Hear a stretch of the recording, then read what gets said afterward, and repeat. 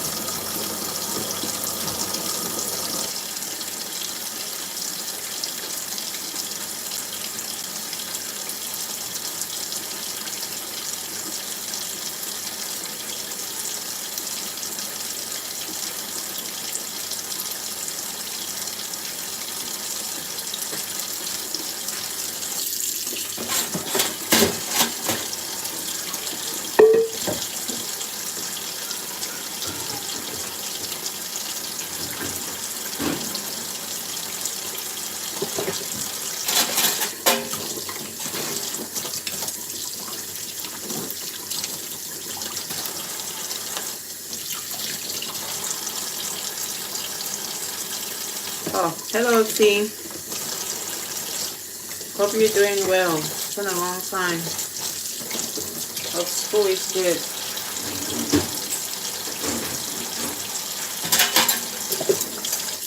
I'm looking at the comments.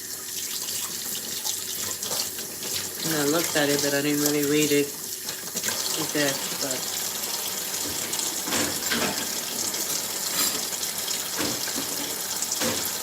it's always good to see you stop by.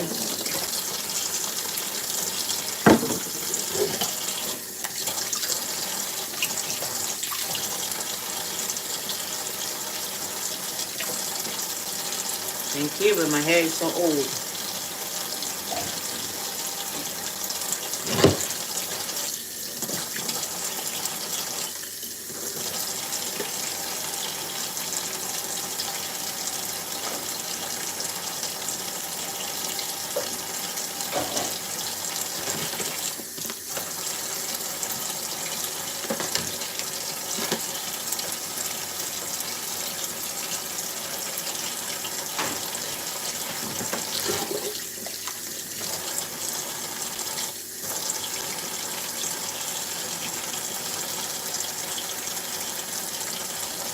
minute. Morning your time, Emperor.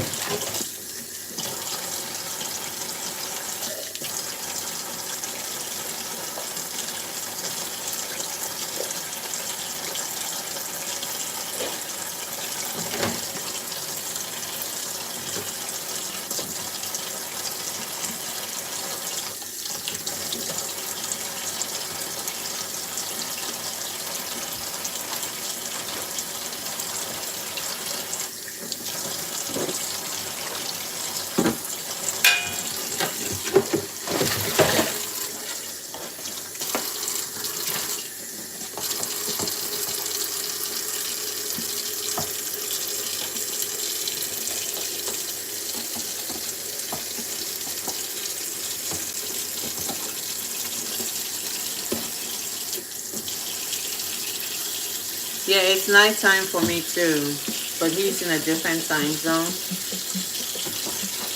where there's 6 hours different from us. That's why I told him good morning. It's 9:59 p.m. exactly my time.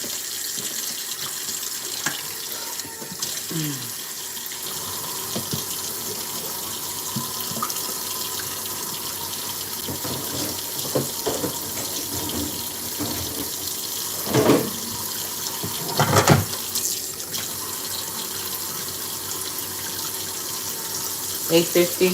Okay.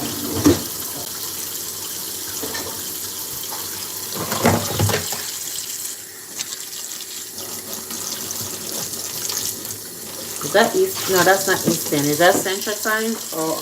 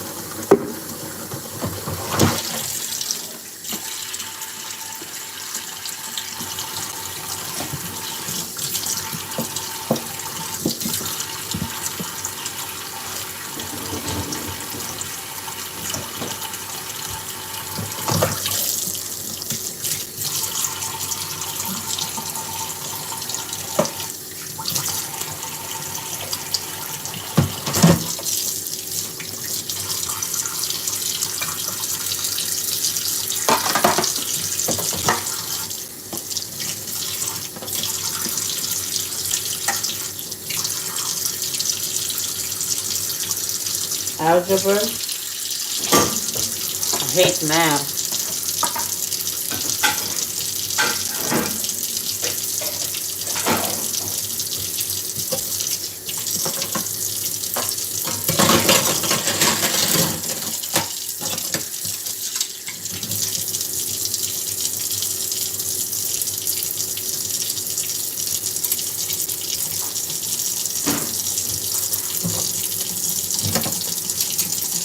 Well, you know, my son is very good at it. Guess he takes it after his father, because his father was really, I wish you the best of luck. My son is very good at math. So good.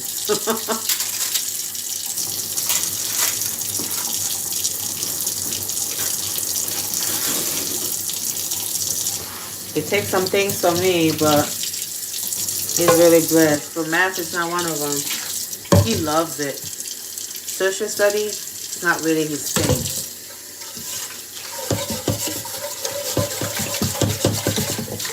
He gets like a 90 plus in his math test. I'm like, wow. He goes, I'm really good at math and I really like it.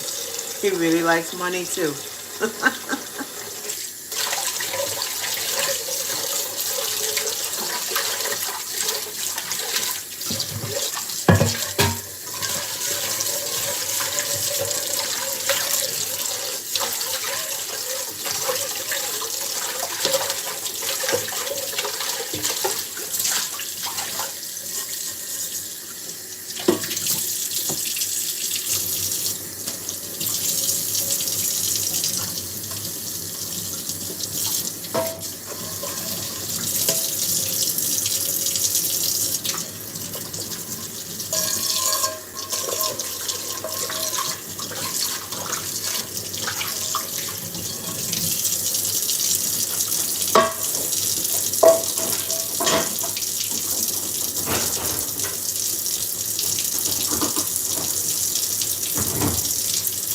God for less dishes.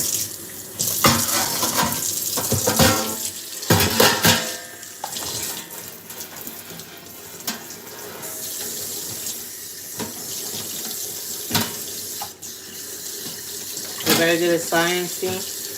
That's good. We know it can't be good at everything. Everyone has their strengths.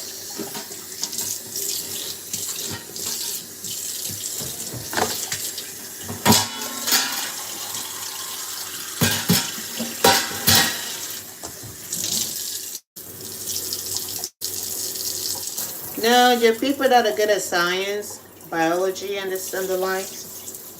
But physics, all those things. But when it comes to math itself, it's something else. I can see him being good at science, but not math in particular.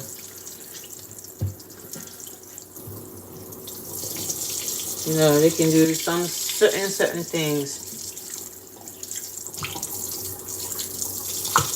But I know both things are sort of similar.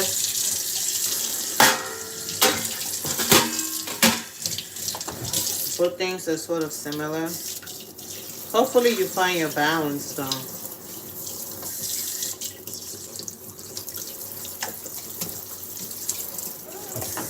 I've seen it happen.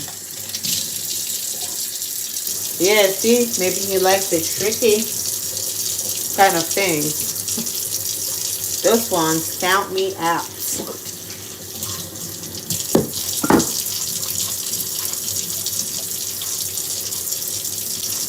You know, count me out in most of those things.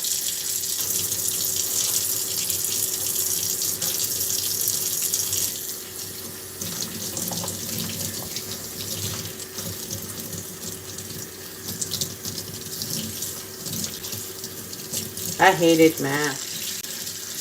I can stand here today and say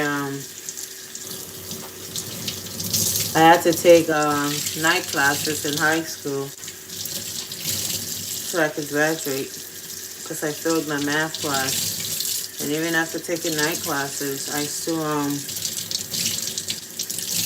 and this was algebra. And after taking night classes, I still ended up graduating with like a C plus or C minus. That's how much I don't like it.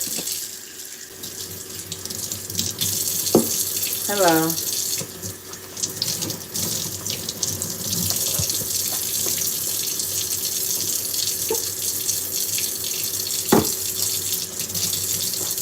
Oh, you're going deer hunting.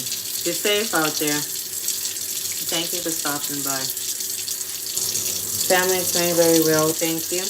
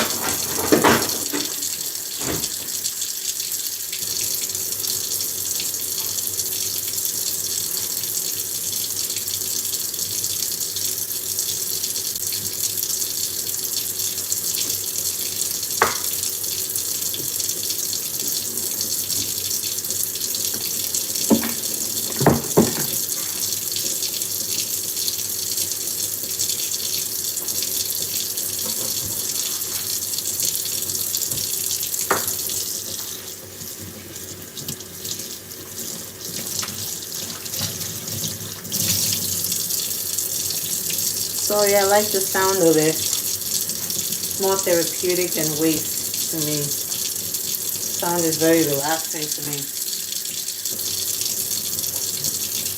I'm not trying to waste it.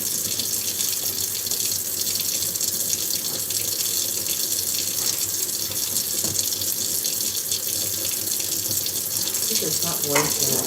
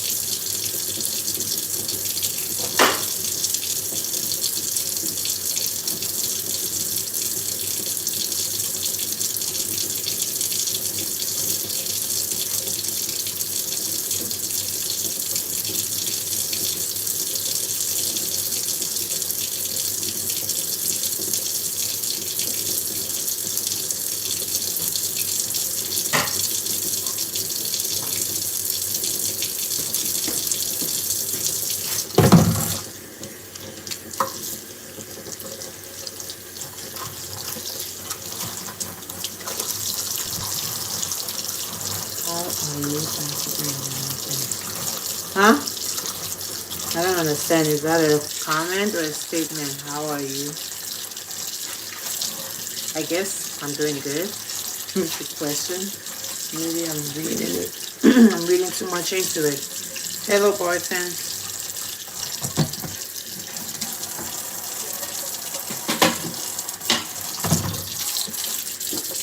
Clean the microwave out.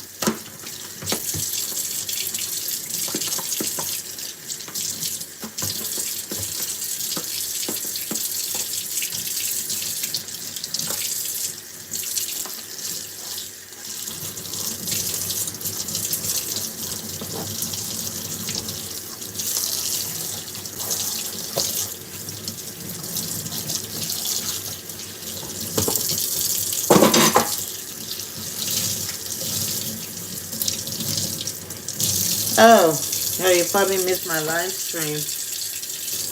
My dinner live stream. I came up and I made Alfredo. Chicken and shrimp Alfredo. I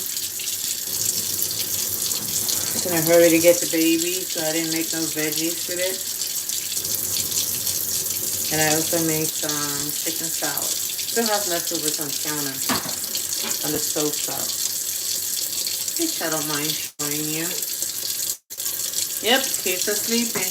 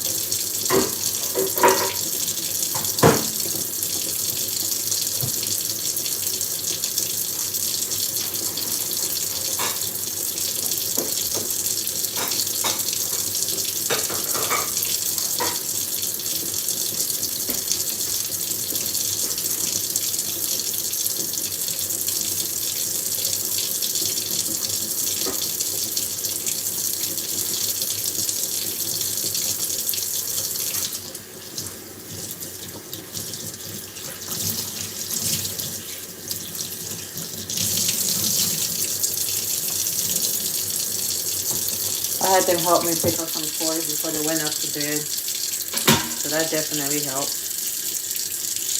A little bit.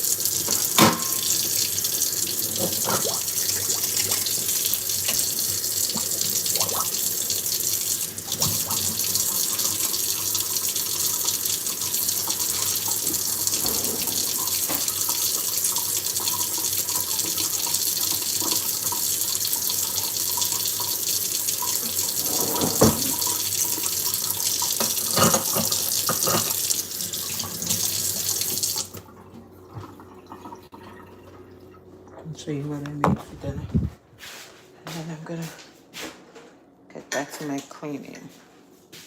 That's leftovers. Chicken and shrimp Alfredo. And some chicken salad. Kids had a lot of days. But Kevin didn't get to eat, so it's some butter bread and you can make a sandwich. Leaving it out so Kevin can get something to eat, and then I'll put it away. After he eats, I will put it away.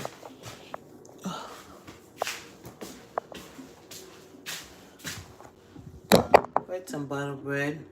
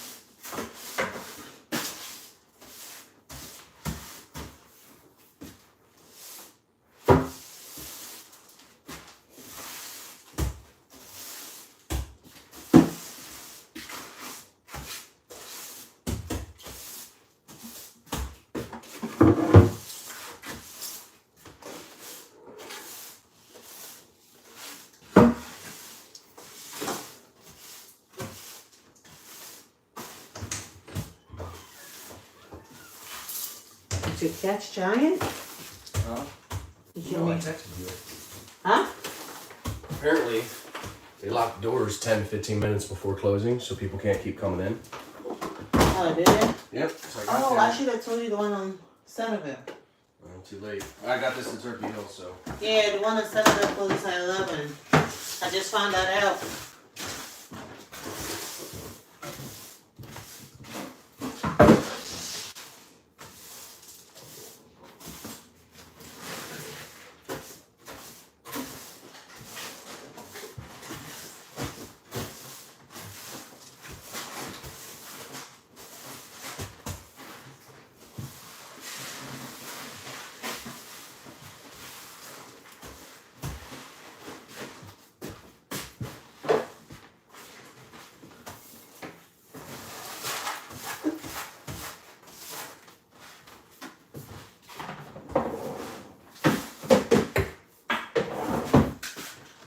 Okay. I gotta.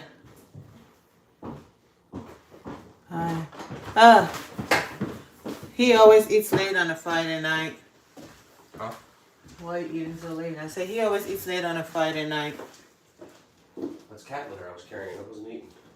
No, I said I'm saving the food for you to eat before I put them away. Yeah, Friday nights he always eats late. I did pick out a little bit. The chicken salad? Yeah, Alfredo? Yeah, the Alfredo. Oh, I also made chicken salads right there. I had to finish my black pepper with her experimental breakfast. No, black pepper's been done. I know, she finished it. No, I did when I cooked. You did? Yeah. Oh. That was a couple days ago. I thought she finished with her experimental. No. Unless there was another one in there, but I didn't see one. Yeah. I gotta get another He one. was waiting for that cat litter because he's up there now. He's in there? Yeah. I'm glad he didn't have an accident anywhere in the house. But I gotta go clean that sunroom. It's not too dirty, just needs swept. I had the kids pick stuff up, so it's not really that dirty. I had them organized. I straightened up the shoes. I'm just gonna sweep it. And then, yeah, it's not really that dirty.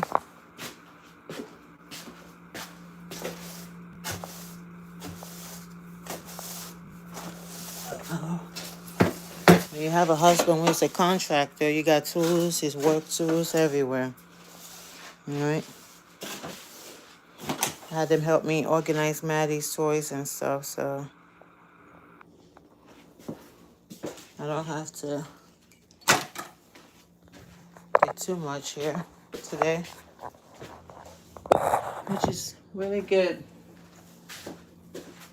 And of course my son doesn't listen because his backpack is still down here. Doesn't belong here, but that boy don't listen for crap.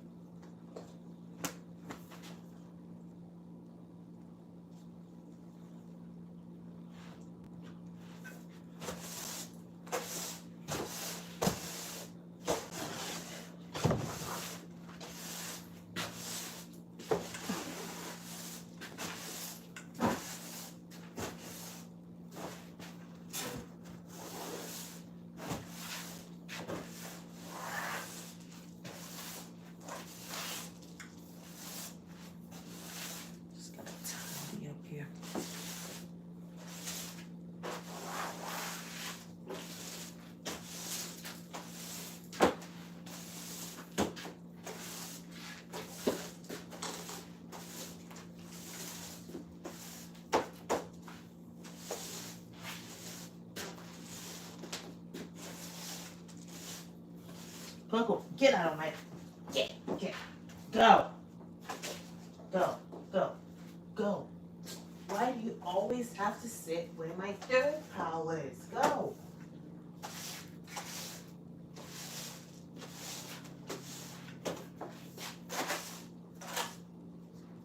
I'm not playing with you.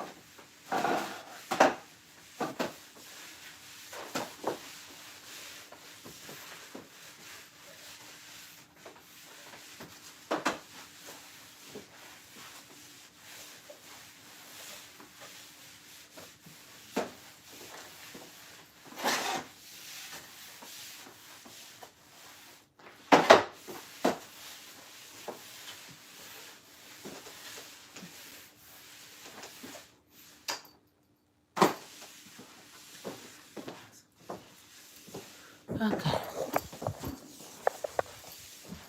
Clean and go with the phone so I don't have to come back. Right?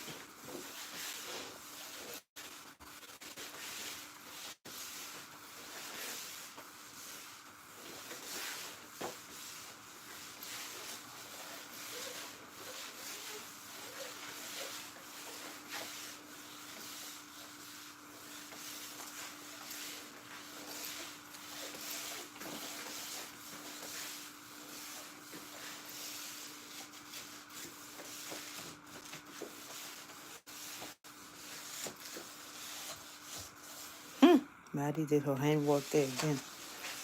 Right?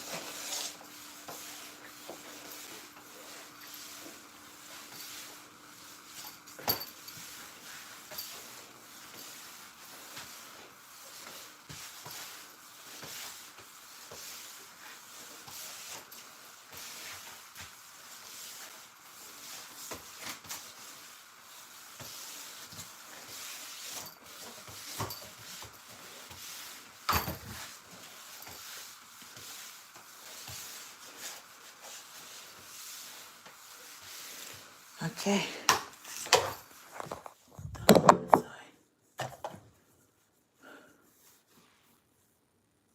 Oh,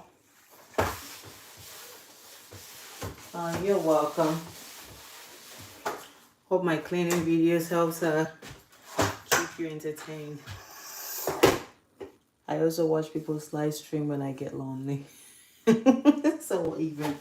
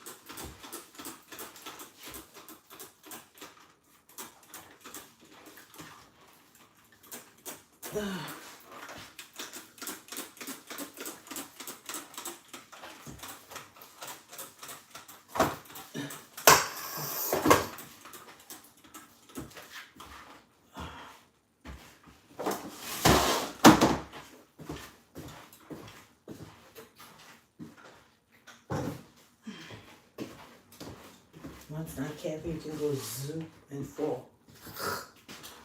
Zoom. Water slide. Damage control. Ugh.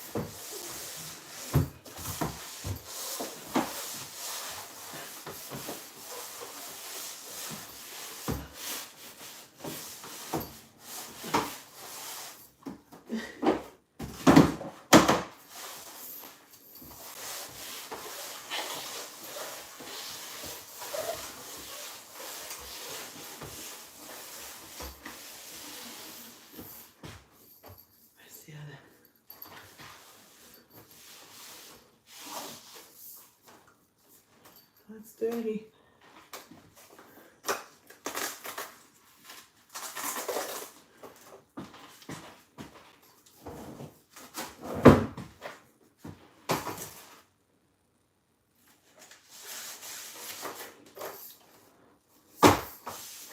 Time to visit the dining room.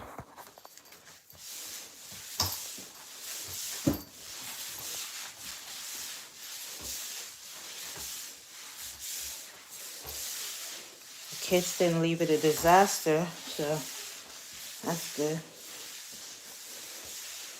It also helped me pick up stuff.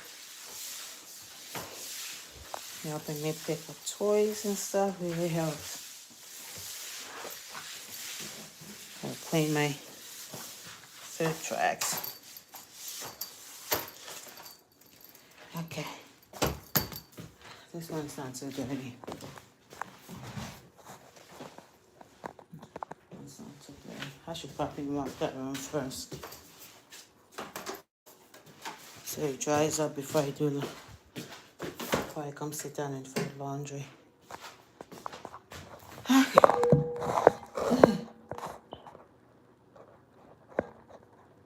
No, I don't watch boxing. I don't really watch boxing, so I don't know. What's that with Mike Tyson fighting today? Look at him. Kevin likes to burn candles around the house.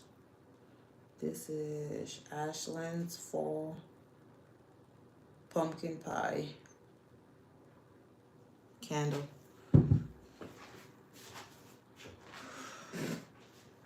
This one's not too dirty.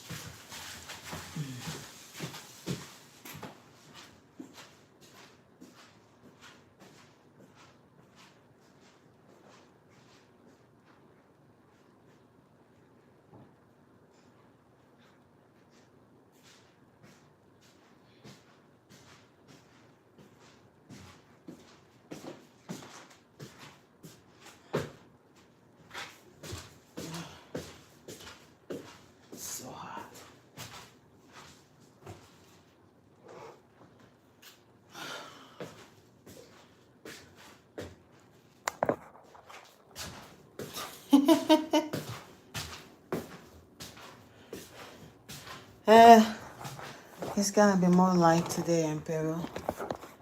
Today's day is going to be more light than all the other ones. Plus, I had the kids.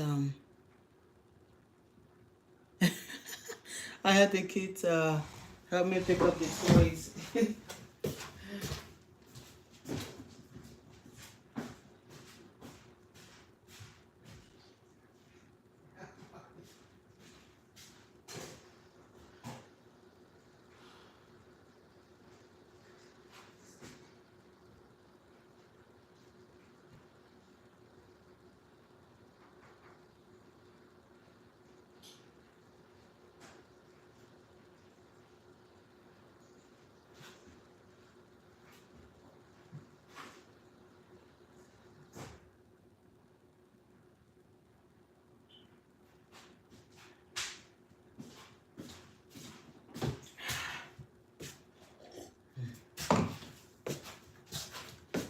Whew. Clean this table.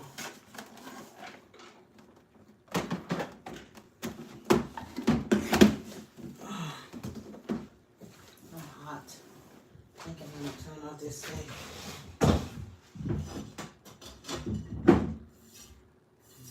Chips.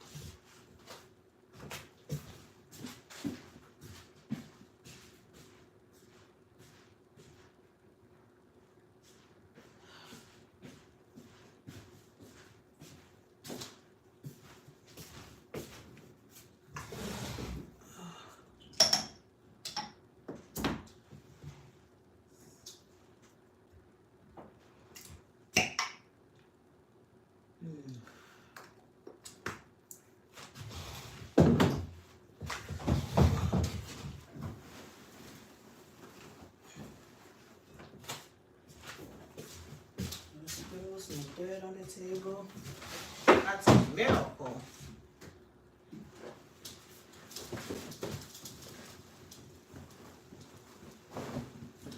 That's amazing.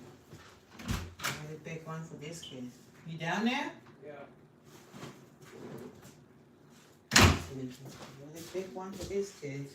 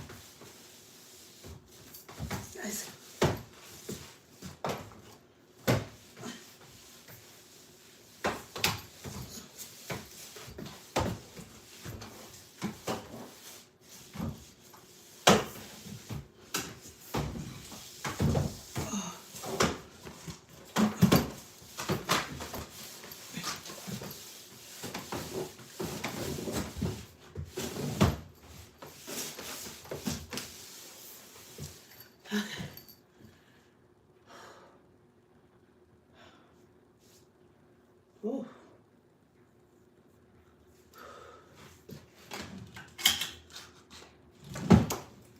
Okay. Wait.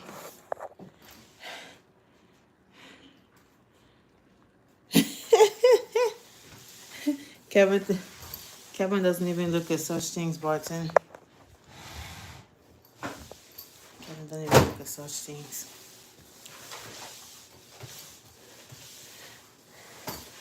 And believe me, this one that I'm in is more than enough.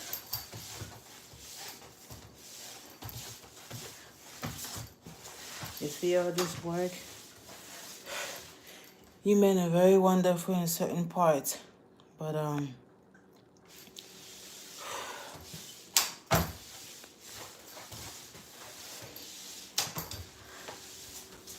this wife job is not easy. And I know husband work is not easy too. I applaud both genders for trying. Only God knows why he created that union. I'm done mopping.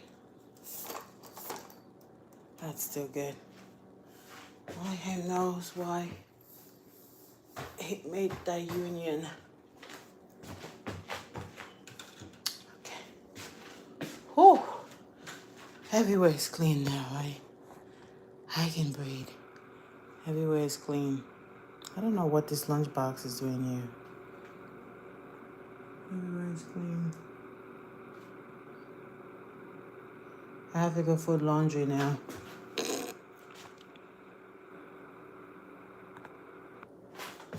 One day I'll scrub these walls. Let's see what the toilet looks like.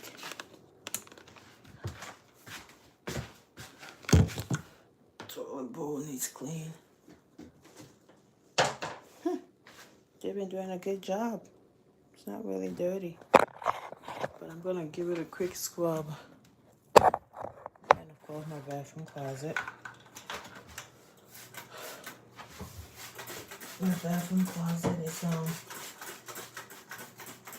and it's a little, they've been trying. It's a little floating around the toilet bowl.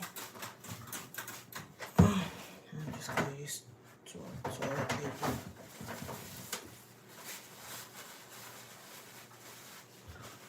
Use toilet bowl to clean it.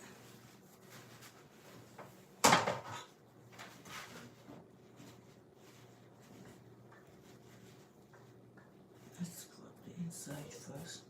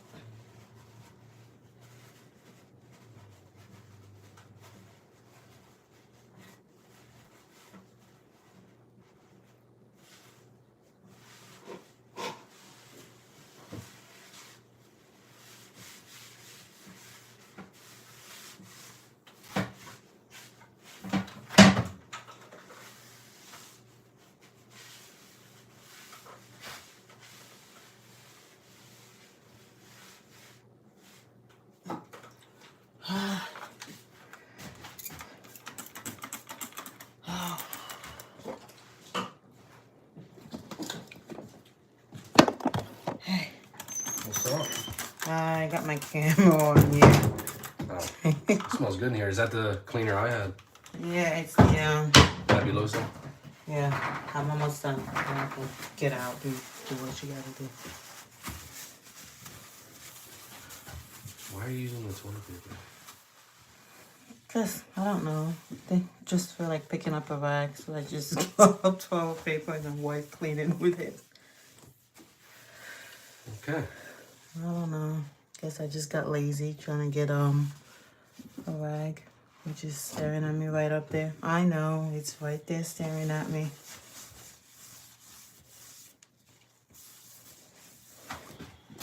That stuff smells good. I don't know what flavor that is. What It's smell? Mixture of fruits. I know lavender and lemon. No. But I can't tell what that was. That was fruits. Okay.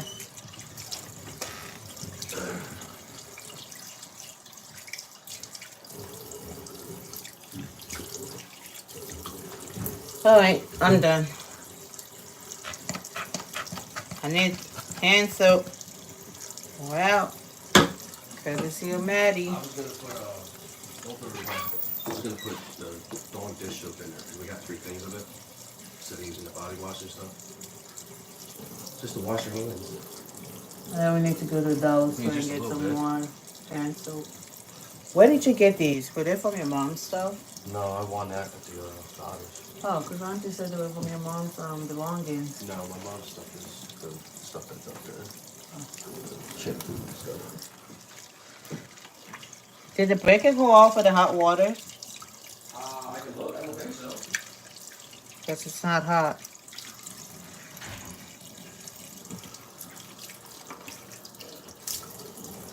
Alright. Sign language. I don't speak sign language. I have to go fold laundry now.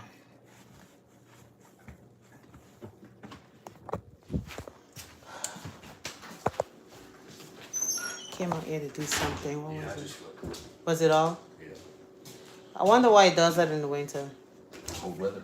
You didn't buy the carbon monoxide detector. I did. It's in my truck. We'll put it up down there so we can know when the levels are high. I will, yeah. Same with the 2 quarters that you asked for. They're in the back of my truck. Auntie really needs it. Off to the next job. Laundry.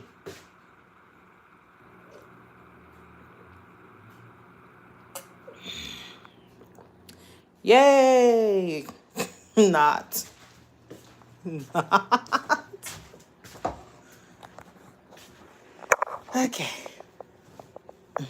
Look, a baby sleeping. He was well protected, so he's not going nowhere.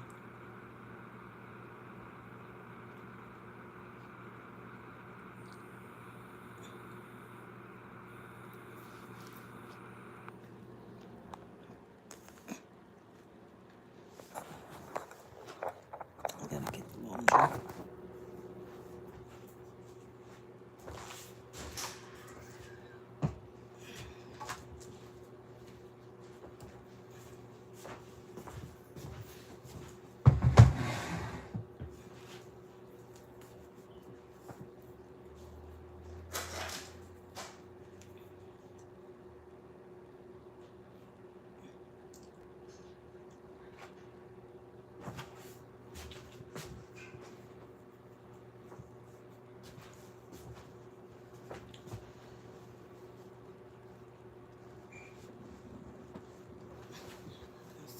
Yeah.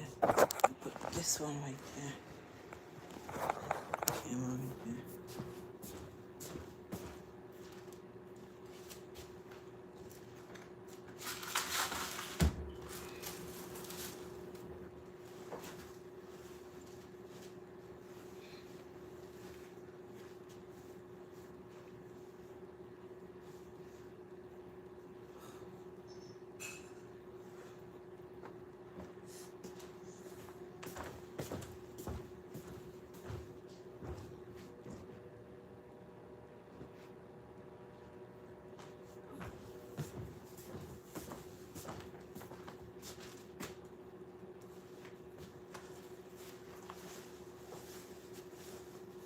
Kevin, Yeah. you sure you want me to donate this sweater?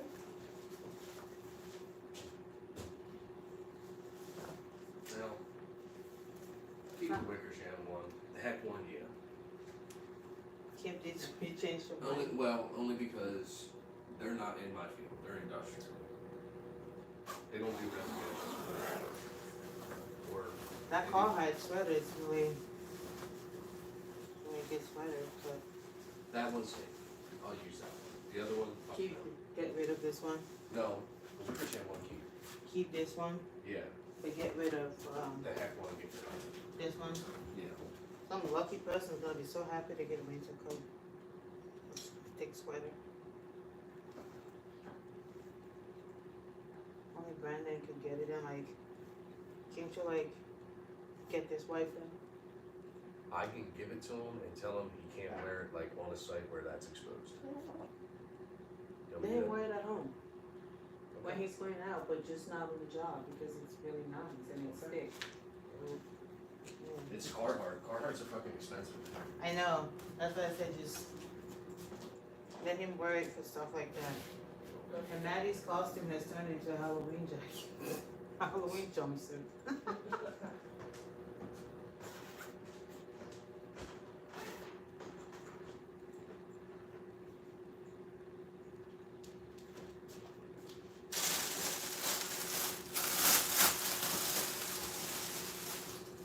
Oh.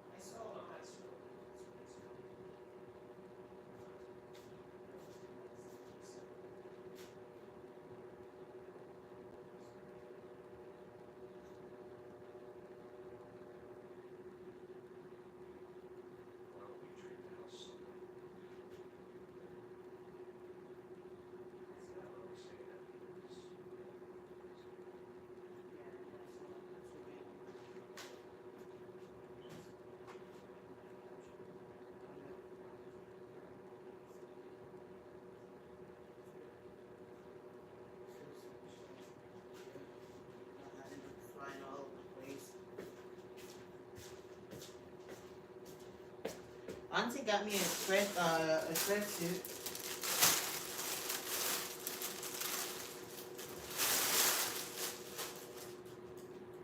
I don't know if it'll fit though. She said I should try it. What's that? He got me a sweatsuit. Who got you a sweatsuit? Okay. So let me try it and see if it fits. It's a medium. I told her it was a medium, but Who got it for you? Well, sweatsuits you want typically a little larger. yeah, it's tight. So she's gonna send this one. So this is tight. Who got So, that for you? Auntie. She asked me if I'm gonna take her Black Friday shopping, and then I said no, because Santa's still tackling with some bills, and she said the daughter's supposed to take the mother shopping. I said mother is also supposed to take the daughter shopping. So some lady came to work and she was selling these things, $25 a piece. And she was like, okay, I'll buy one for myself and one for me. She got a large for herself and it was too tight. And so she's like, that will fit me because things like this are like, you need to get a size up. Yeah, winter clothes especially. Coats Yeah, you all need to get a size up. So That's why it's like black coats. I'm typically like a large, I would get like an extra large. so this is too tight. I'm not even gonna attempt to put on the pants. I'm gonna take the large from her because she said she's not gonna keep it. And then she can send this to her youngest daughter back home since and she ships stuff. You know Cynthia, right? Then I gotta try to go to Burlington tomorrow if it's not too cold to return that stuff. No, not to return it, to get the thing taken off. So If Maddie you don't can. have a tag, don't take it in because it'll look like you stole it. No, they can punch my number in and they'll see. Yeah, but they need to scan the clothes. Well, to see I have this tag on there, and I have 2 tags on there. It's worth a shot. They're gonna take it out. They can punch my number and look it up.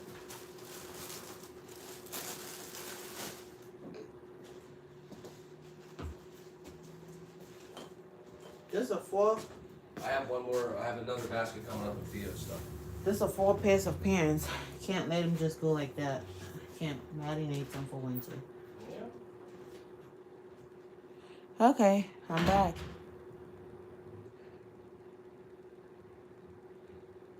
Oh, yeah, he did. Says it a lot. I do too. But I've been cutting back on saying it so much. Try not to say it at all, but that seems not to be working.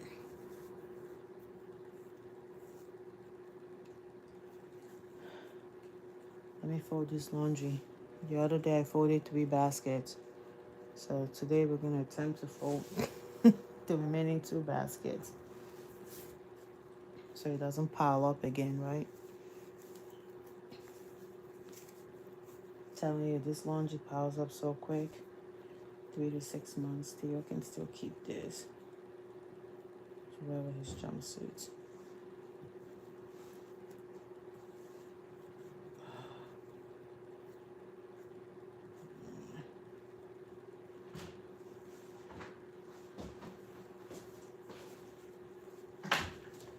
Yeah, Theo's.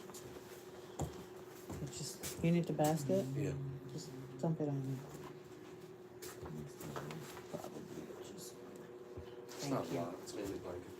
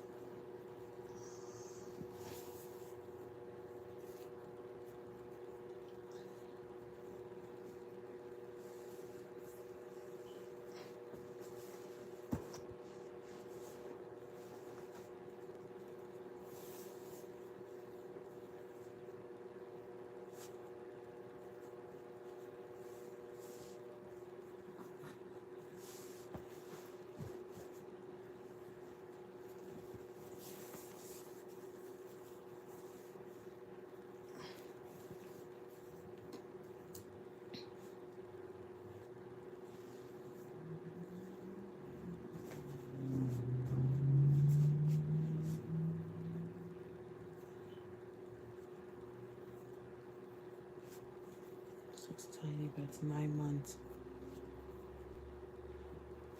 I have a question. How did I meet Kevin? Um, I met him at the Amtrak, the train station, where there was a Greyhound bus stop at the train station. We're taking the Greyhound. I don't know if you know of the Greyhound, Greyhound Greyhound bus. To He was taking it to Harrisburg, and he missed his train, so he decided to take the bus, right? And the bus stop was at the train station. And I used to live in Maryland back then. So I was traveling to Maryland. I had a car. I would always drive to Maryland on Fridays and then work Saturdays and Sundays. Then after work Sunday, I would drive back to Pennsylvania. You know, I used to live there and then we moved here, but I still kept my job. I wasn't quite sure on where I wanted to settle. But on that very fateful day, I decided to take the bus. I said I just wanted to relax. I wanted to sleep. I was tired. I didn't feel like doing a 2 hour commute with a possibly 1 hour in traffic.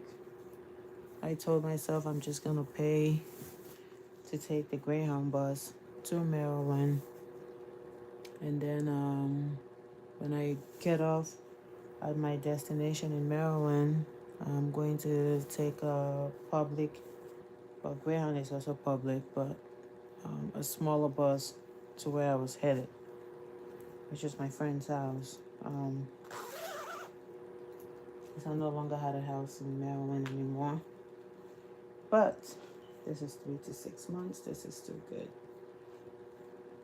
So I decided to drive that day. I decided to take the bus that day, not drive. And that's where I met Kevin. He was standing there waiting to take the bus.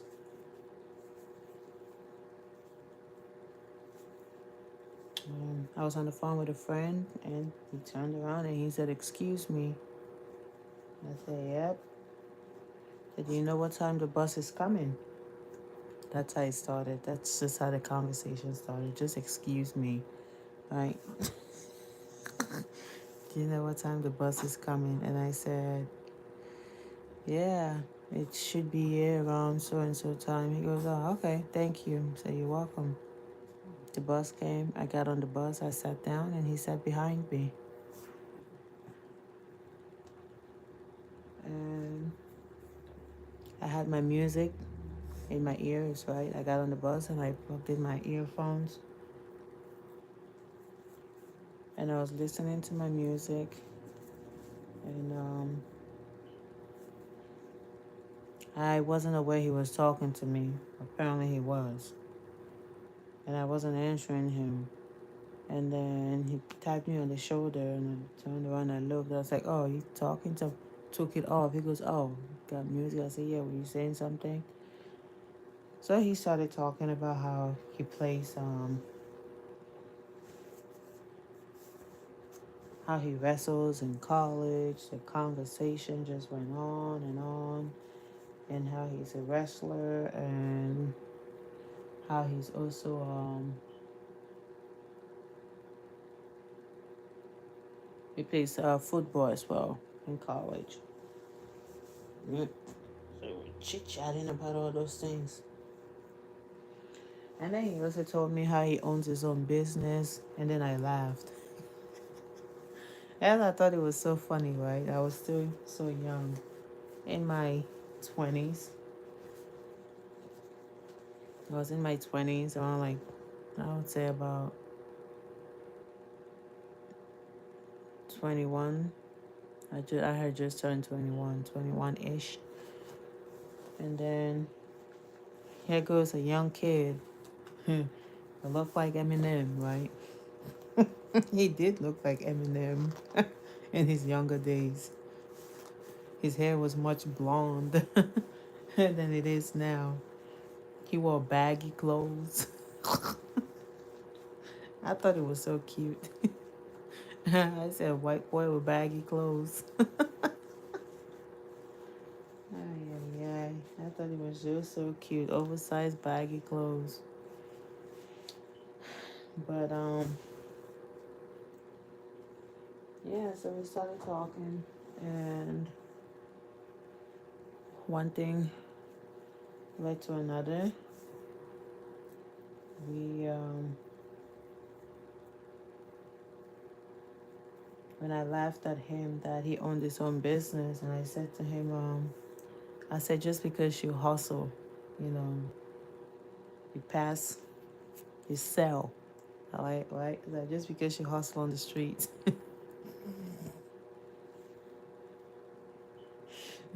he don't mean that's a business, right? He looked at me and he goes, "What the hell do you know about that?" I said, "What do you know about hustling on the streets?" And I mean hustling, like, selling marijuana and all the likes and weed, all this other stuff. I said, just because you hustle, because I saw a white boy, baggy pants, baggy clothes, I looked at him, I said, he's got to be a hustler. I said, that is not no business. And then he looks at me, he goes, if it makes money, it's a business, isn't it? I started laughing.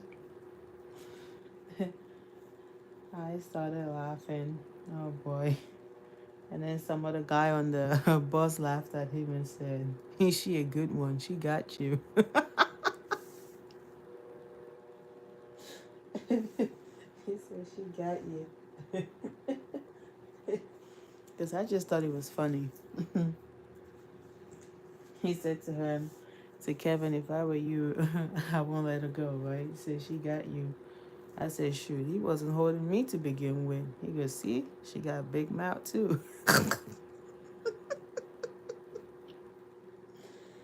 But anyway, funny how you meet a stranger and you just, hello, Miss Nasha. Hope you're doing good. It's funny how you meet a stranger and you just start talking, you're just vibing. Right. He's lucky I love Eminem because if I didn't like Eminem, I probably wouldn't have said anything to him. Probably would have because I dated an Italian guy briefly before him, so I probably would have, but he just reminded me of Slim Shady. He reminded me of Slim Shady, that's all. And then, but as I was getting off the bus, right, there's this thing where they do in Philadelphia. It's a Philadelphia thing. They don't just come out straight and say, give me your number, right? That's how I knew that he hustled on the streets. He was very cute. He had blonde hair. His hair was long, baggy pants and baggy clothes. At first I looked at it, I was like, this white boy probably grew up in the hood. And he did. And I didn't know that. But the first impression of him was like, damn, he probably grew up in the hood. Speaks hood and everything. But hey, when you got a thing for Slim Shady, you get carried away, right? I got carried away with the cuteness of Slim Shady. He was long, he had long, silky, blonde hair, baggy pants. I just looked at it, I was like, the hell is it doing with some baggy clothes on? Never seen a white boy with baggy clothes on except Slim Shady. But yeah, it was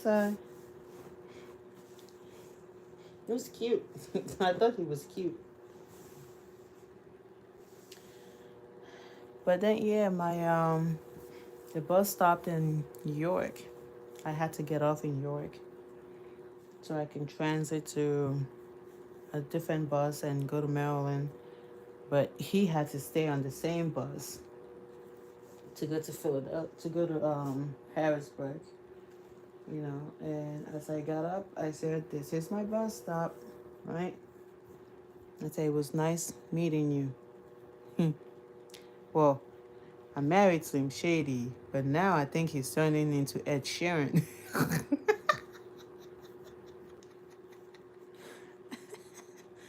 I think now he's turning into Ed Sheeran.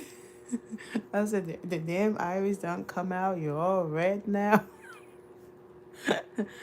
You put on some weight. You're more like Marshall Martin slash Ed Sheeran now. You're not no damn Slim Shady anymore.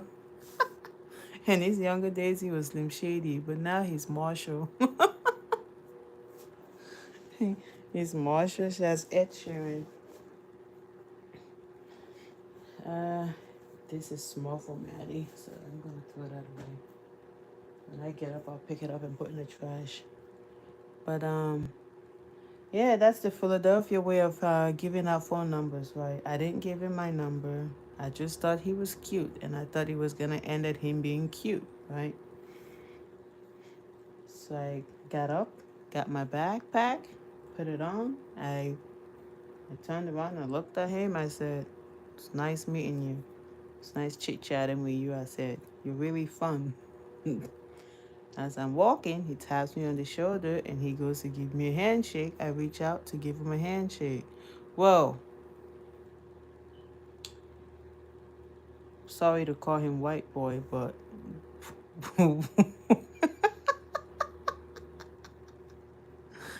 sorry to call him white boy, but I said white boy had a different thing in mind. He did this. I went to give him a handshake like this, and he went with a handshake, but this finger was like this, and apparently there was a number. There was a piece of paper, right, with his number crumbled in it.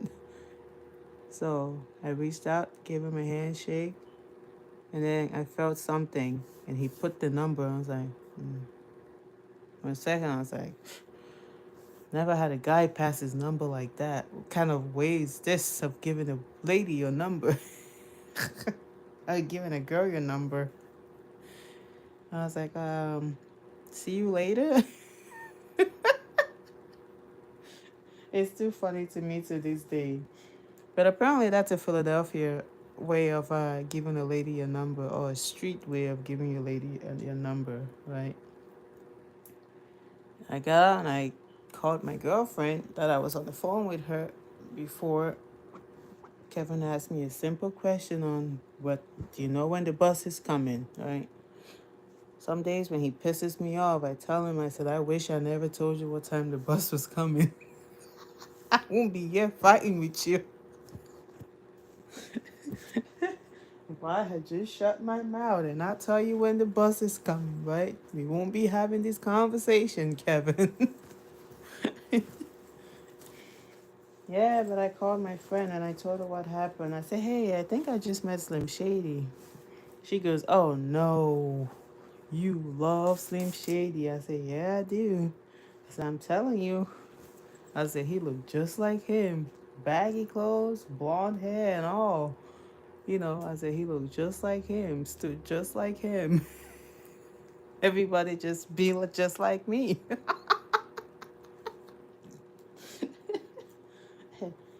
No matter how many fishes in the sea, but there will always be one Slim Shady.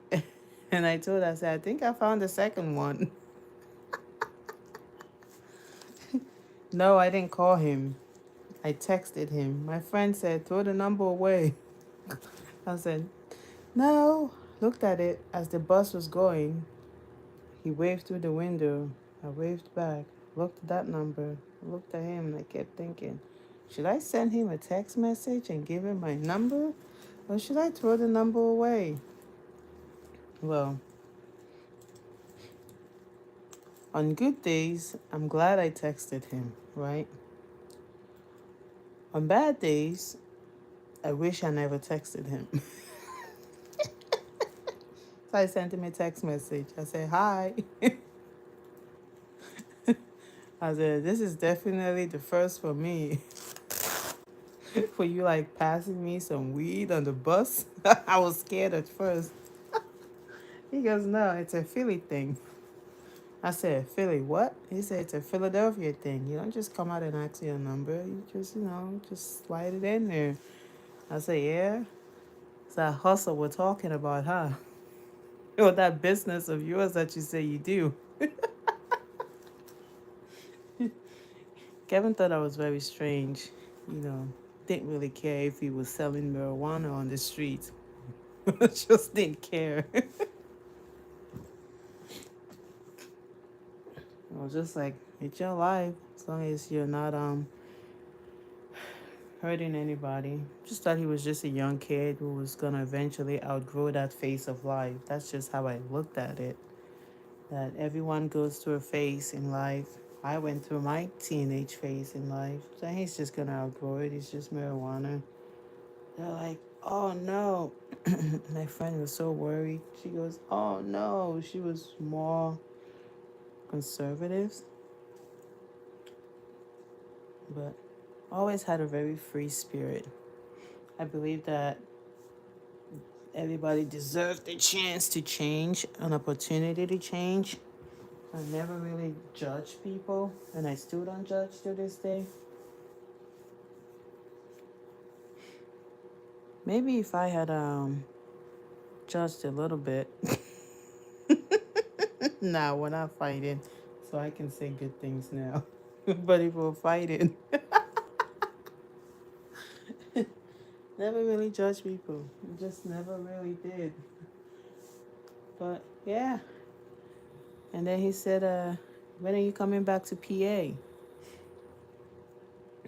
I said, Sunday night. So I came back to PA, and that's just how it went. Then he started bugging my phone, right? Funny thing enough, when I sent him a text message, right? Have you believe I had a boyfriend, but we're going through the phase of separation. I had a boyfriend. I just said hi. And then I made it clear to him. I said, I have a boyfriend. He said he didn't care. I said, well, too bad. I cared. I can only give you a friendship. I can't give you anything outside of a friendship. But he didn't like that, right? So we stopped talking.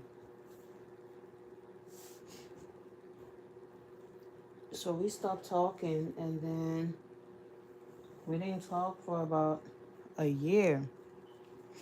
We stopped talking. I told him, I said, I'm not into that type of a life. I said, yes, we're going through some stuff, but he's still a boyfriend, right? And want to know, shocker, his name was also Kevin. His name was also Kevin. Must have been cursed with some damn Kevins. But this Kevin was black. I said, what the hell is it with me and Kevins? So we stopped talking. And then when we stopped talking, because I told him I wasn't about to do that, like date two guys or leave one for the other. I said, no, I can only give you a friendship. I can't give you anything outside of friendship, right? Yeah, so I can only give you friendship. I can't give you anything outside of friendship. He wasn't happy. He goes, well, break up with him. Said, I can't do that for you, right? I said, let the relationship end on its own accord, not because you asked me to do it. And I wasn't going to do it because he told me to do it. But he said, whatever. And I just didn't respond back to him. So we stopped talking. A month after we stopped talking, the other Kevin and I broke up. He was a mama's boy. Very, very good guy, though. He's a very good guy. But he was too much of a mama's boy for me. He was very good, very respectful, hard worker. just had this sister that couldn't stay out of it. And he just never drew the boundaries with his sister. So I pulled off. I pulled back. I said, this is just not for me. This is not gonna work. I just was never the type where every little fight we have, you tell your mom, and then your mom has to sit us down and counsel us and give us some counseling. I didn't like that. I understand if we have a big fight, yeah, family gets involved in that, but not every little disagreement. You're running to mom and telling mom. I was just like, this is not gonna work. So we ended that a month after Kevin said whatever. And then I stayed single for a year, right? Never reached out to him. In fact, when he said whatever, I got mad and I deleted his number. I said, F you. I said, screw you. I was angry. I said, screw you, man. Why did I even text you to begin with? And then I called my friend. She said, see, I told you. He was no good. This is Theo's shirt. He said, see, I told you he was no good, right? But a year went by. Out of the blue, I get a message, a text message. I just concentrated on my studies and working. I was just working and going to school. Didn't really care for boyfriends. Was just having that time to myself. Then I get a message saying, hi, do you remember me? I go, hi, who is this? Honestly, I didn't remember who was texting because I had deleted the number off my phone. He goes, are you serious? You don't have my number? I goes, if you don't want to tell me who you are, I'm just going to stop responding. Who is this, please? I said, please, at the end of the message. And I said, it's Kevin. And I asked, which Kevin?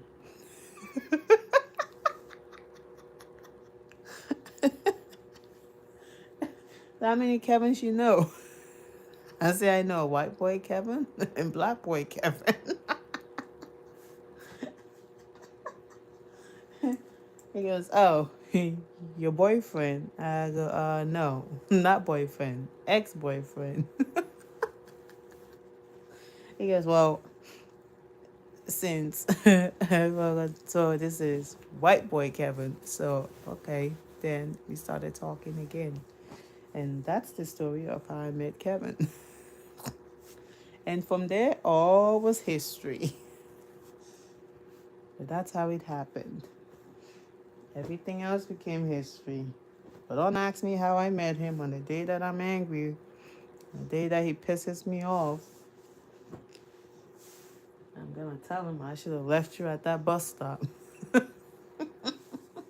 I should have never texted your number when you had reached out a year ago. I should have never responded. I should have just pretended not to know you or just block you. But I don't know. I guess, I don't know if it's fate had its own plans in motion or what. Oh, this is another jacket. I think this one is Kevin's. Fate had something in store, I guess, right? Yeah, that's how we met. And then we stayed in contact since then. He was a lot of headache. Still a lot of headache, but he has definitely improved with time. No. Nope. Nope. Nope. Nope. I don't plan on having any more kids at all. I have a birth control in. In it's not in my plans to have any more kids. Go. I don't want to have any more children. Go. The ones God have blessed me with, I am so grateful. I am so contented with it. I said, go. I don't want to have any more kids. And I keep praying that if for anything, when my birth control stay in place. Because I don't want any more children.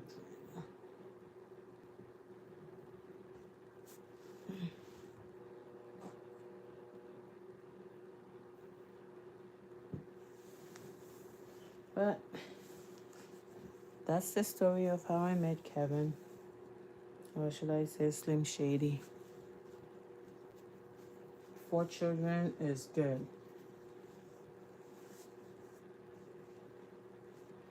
I don't have any more backbone in me to carry any more kids. I don't have any more strength in me. Nothing at all. But yeah.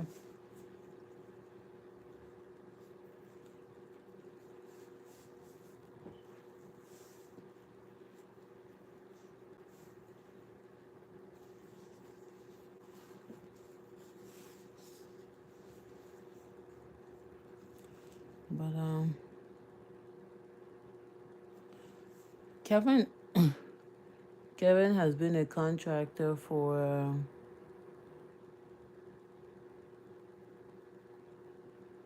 his business contractor license. He's had it going on. It expires this year. First, he did business for a year without his contractor license, right? He's been in business for 2 years now on his own. He did business for a year without his contractor license, so he's had it for a year. His business contractor license. But he had another one too when he was working for companies. But the one that's under his business, that's registered under his business, he's had it for a year. It expires in January and I have to renew it. Those are some of the things that I take care of. That and his business insurance and all those things.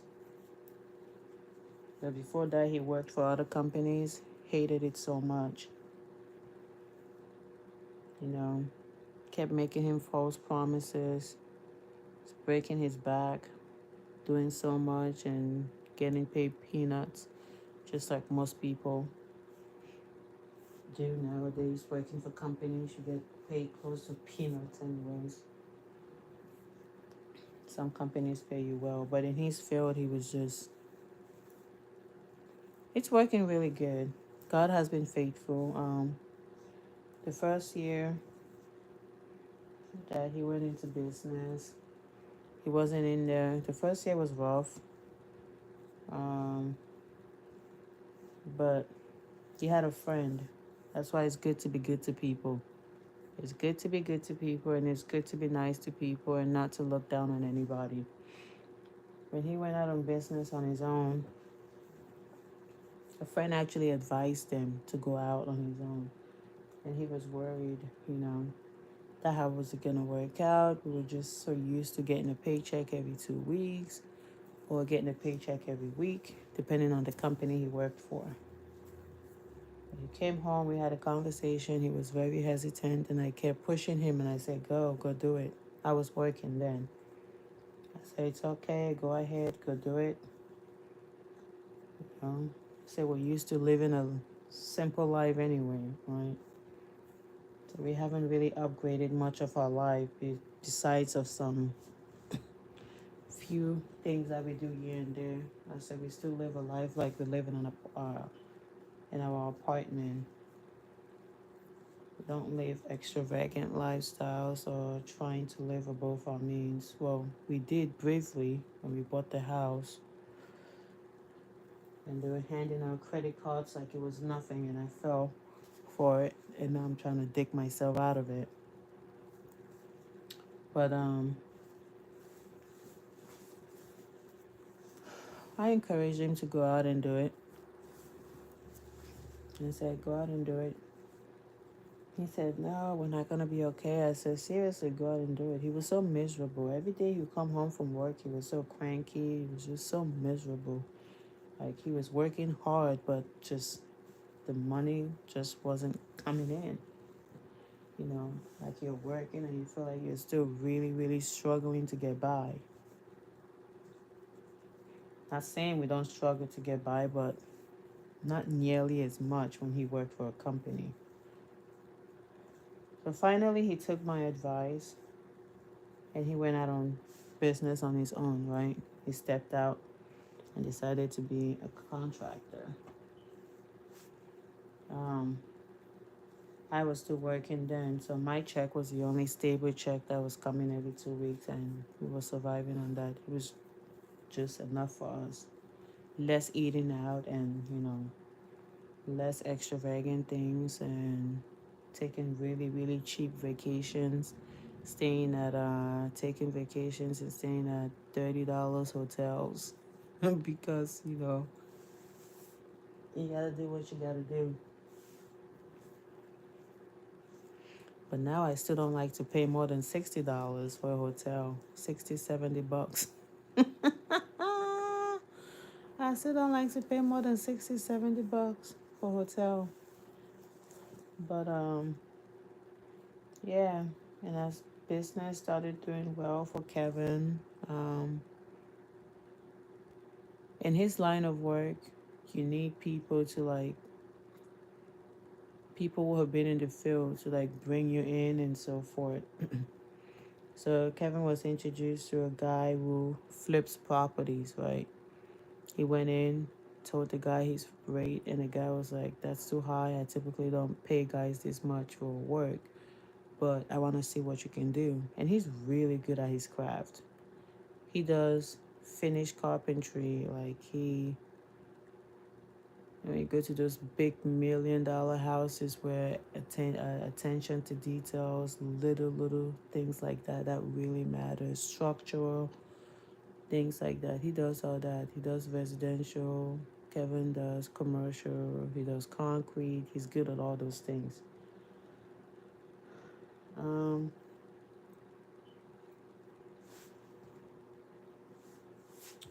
but they tried him out and saw that he was very good and decided to give him the pay. They gave him a lower pay to get his foot through the door, right? To see what he could do. And 2 months into his tryout, they decided to give him his actual rate that he asked for. And when Kevin later on increased his rate, they didn't question it because they know what he can do. So nowadays they just call him if they have like a really, really nice house that they want to make sure that every detail is done to the tip. They'll call him and they'll just send him an address and say, "Go here." And they trust and believe that he does a good job, which he does all the time. Not to say he's not human and he doesn't make mistakes, which he makes mistakes and then his business has to take the fault for it. But to answer your question, yes, Brandon does work for him. And he also has other contractors that he brings on to work for him on other jobs and stuff. It's vice versa. They trade labor. And other contractors also use him when they're backed up on work and things like that. But God's been faithful. Business has been doing really well. And as he did good work for people, his name spread out around the community. People started referring him to more and more people. So the first year of business, he did okay. He averaged out what he was making at his regular job. And then the second year of business, he near tripled it. He almost tripled the income, if not of a few business loss here and there. He almost tripled what he was making at the company he worked at. But the business had to take a few losses, accidents, repeat work, something that He brought a staff in, maybe something that Brandon did an accident on, which he's had a few. So Kevin had to eat up the loss on that. Other people have also made some accidents and made some mistakes, and that's trash. And he's had to swallow the loss for that. But God has been faithful. If not of a few losses that he had this year, he would have tripled his income, his earnings. But hoping for better growth, right? And he got so busy that he had to even outsource some of the work. If he had kept all the work in-house, he's only one person and can only do so much. Some days he wishes that his sons were old enough to go with him so he didn't have to outsource the work. Right? I'm like, well, you don't know if they're gonna want to get into construction, so you might not want to get into construction. Don't put your hopes on your sons that they're gonna grow up and want to take over, because you might grow up and have different paths of their own.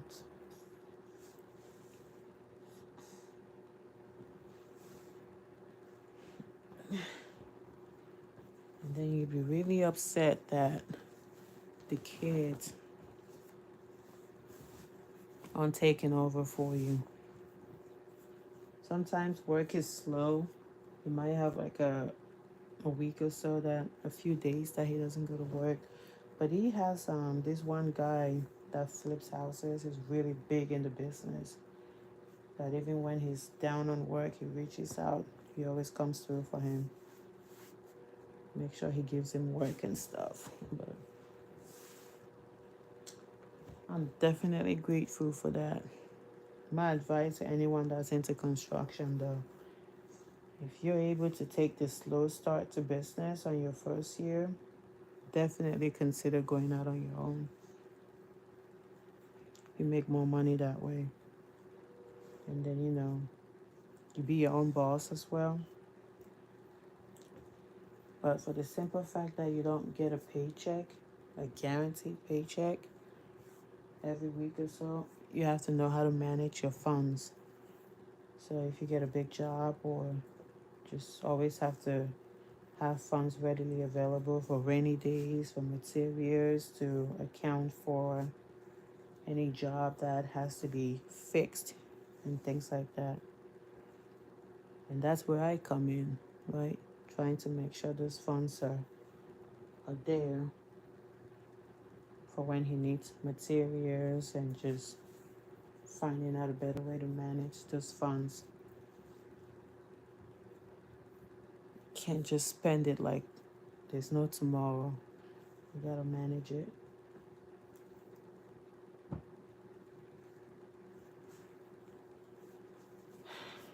And then you get a lot of morning, Palvin. Good morning. Oh, I guess it's morning my time. And then you get a lot of business write-offs and stuff like that too. Your travel, lunches, treating you. There's a lot of business write-offs. There's a lot of advantages of going out on your own. The government's really generous on tax breaks on small businesses and stuff like that. Or entrepreneurship, I should say. This has a hole in it. We're finally gonna get rid of it. It's got a hole in it. Trash.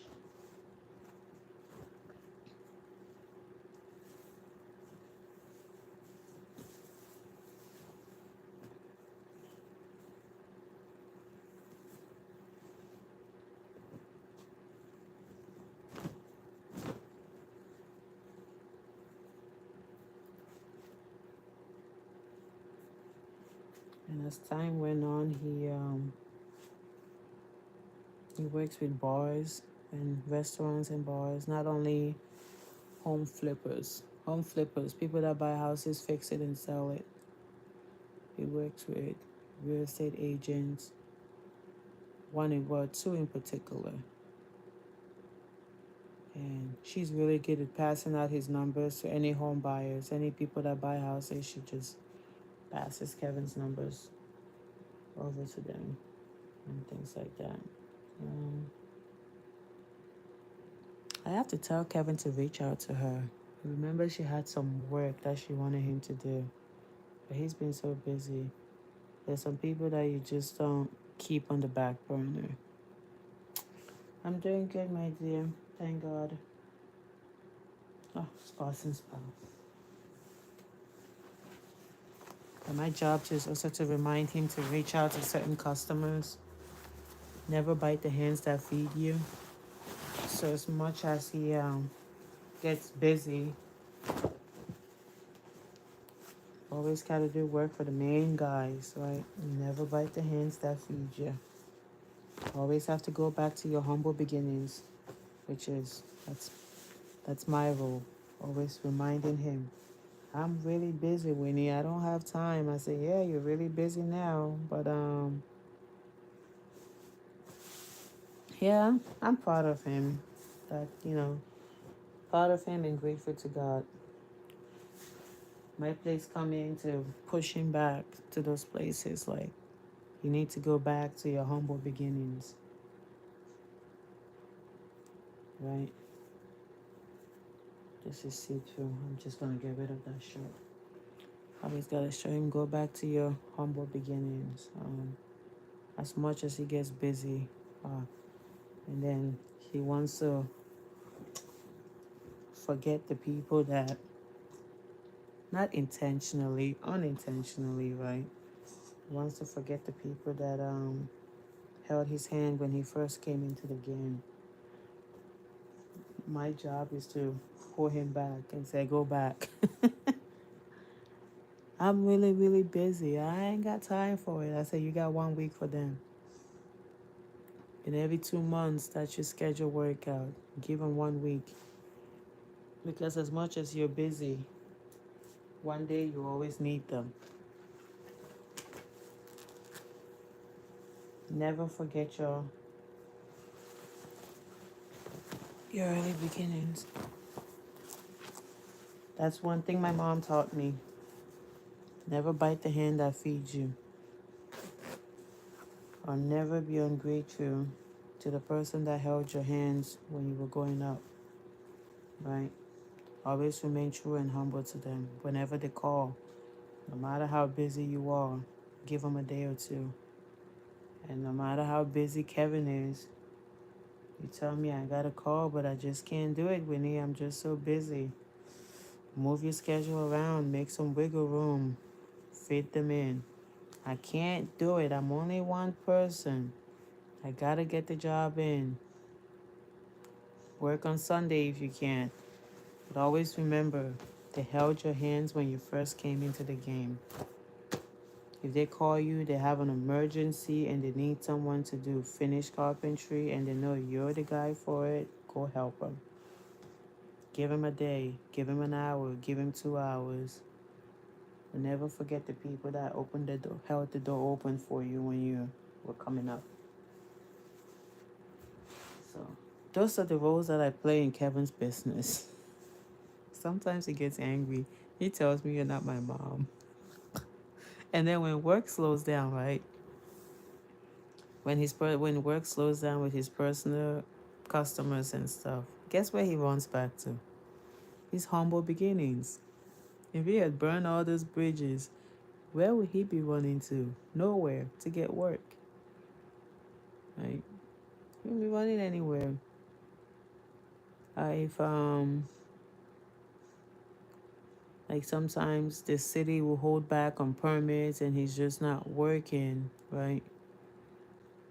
And he's just on standby, he's not working. He goes back to his humble beginnings because those home flippers, those real estate agents, they always have something available for him to do because they're always buying houses. They buy houses in like half a dozen or 12 houses at a time. The guy is constantly buying houses, but never burn bridges in life. As bad as I've wanted to leave every single job. I've always left on good terms. Except for Wendy's. I just upped and quit.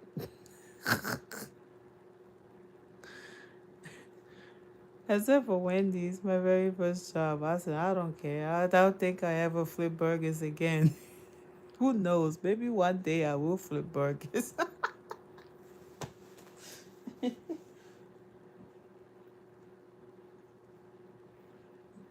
one day I will flip burgers.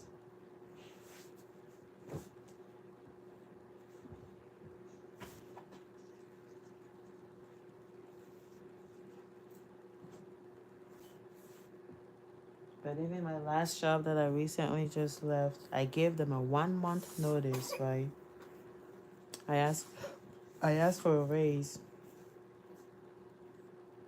They gave me complete silence when I reminded them again about the raise the second time after being there for 3 years. They told me they were looking into it. And then when I put in my notice to leave, they hired somebody else and they gave them more money. I gave them 1 month notice, right? HR, I work in human resources, payroll, billing, HR functions, uh, more like an HR specialist, you can say, or generalist, you can say. That's what I did. So I left. I got. I didn't just up and leave. I gave them a 1 month notice. Most people give 2 weeks. The standard in the US is a 2 weeks notice, right? Standard is give a 2 weeks notice, but I gave a 1 month notice. I trained my replacement, right? I did a full circle recruiting for my replacement. This is stained. That's no good. Trained her how to do the job correctly. Took a month. Showed her everything from top to bottom, right? The right way. My replacement came in making more money than me, and I trained her with dignity and with respect. And I wished her well from a place of love. And then I left. And this is me today, unemployed. As I'm here, I'm now a content creator slash chit chatting with you guys, right? Some days, even the content creation gets on my nerve, get tired doing it.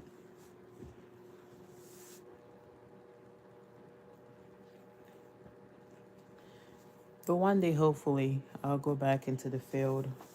I don't know if it's working for a company though, whether remotely or what. Who knows what the future holds? Only God knows. One day.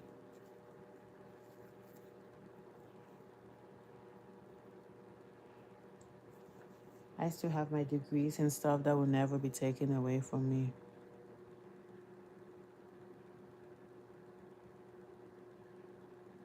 Oh, you had to leave your favorite job. I am so sorry. Hope you recovered though. Or you're on a path of recovery. So sorry to hear that. It's sad that when your health takes a toll, most companies you know, they just can't keep up with it because business is business. Business still has to carry on. That's just a sad part of life. I had a coworker that was fired because she kept calling off sick. Not because she wanted to, because her health took a toll and she just couldn't make it to work. She was always sick and she was falling behind on her work, almost working without a cane. That's really good. So they fired her. They said they had to let her go. That, they wish her the best. It's a sad situation, but if you look at it from the employee's perspective, it's really sad from the business standpoint. someone's got to get the job done, you know. They can only say okay to you taking so many days off. Even when I would get called to pick up my kids from school, they were sick during the COVID-19 time. My employer was getting fed up. Sometimes I'll tell him I have to go, and you could see he was just so fed up with it. Like, figure something out to do with your life or with your kids. That's the impression I gave. He didn't really say that verbally, but his body language said it all.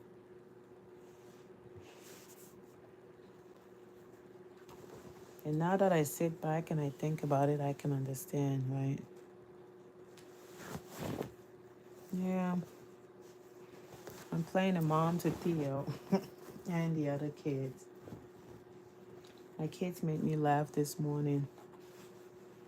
I didn't make them, I didn't cook breakfast this morning because we had lots of breakfast sandwiches in the freezer. And we had a bowl of fruits, right? So last night, my body was still aching from picking and organizing and doing cleaning the other night. I didn't do too much tonight because I didn't have to pick too many things off the floor. I had the kids help me do that. And I didn't have to stand up for too long doing dishes and didn't really have to do too much cleaning, like wiping and stuff. But I was in a lot of pain. Plus not getting enough sleep, so made me crash. So I didn't wake up to make breakfast. I knew I wasn't gonna be able to wake up to make breakfast. I decided to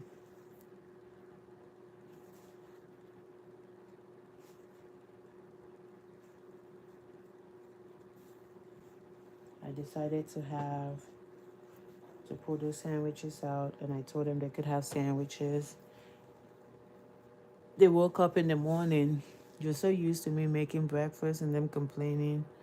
Do we have to eat all this?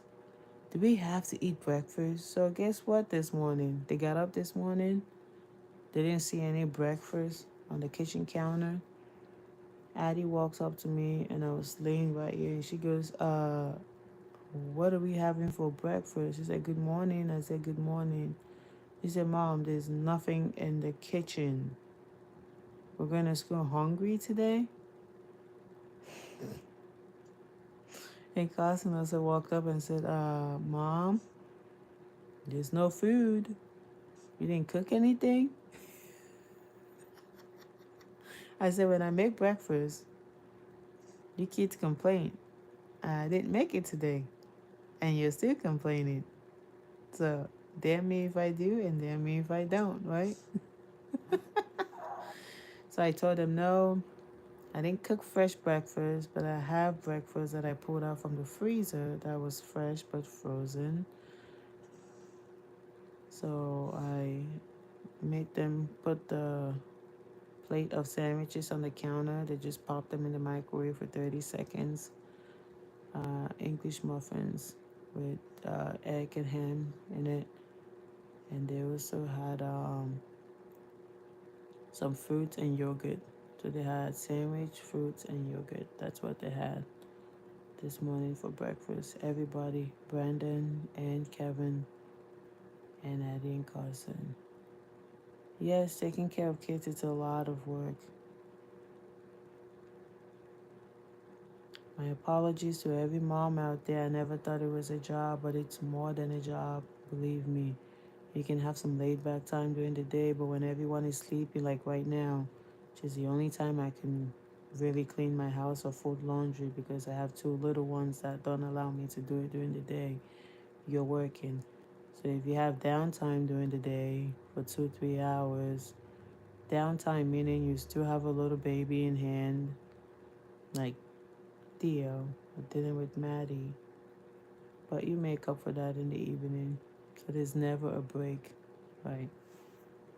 Never really a full break, I should say. But I have yeah, not gonna say every day. I try.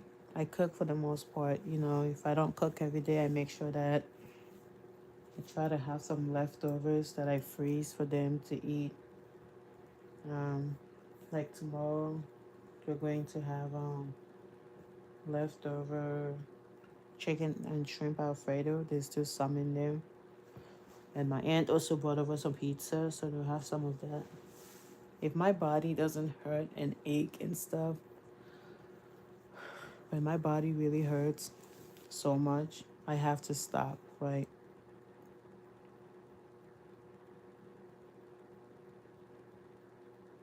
Yeah, I'm sorry to hear about that crisis. Only God knows what's gonna happen. Only God, you guys just have to stay safe. Only God. When I hear my body hurts, I don't push myself so much. I used to push myself and still try to do too much. And then I'll end up getting really sick with like a fever and I'll be down for 2 days. So now when I start to feel aches and pains in my body, I'll find other alternatives for the kids to eat.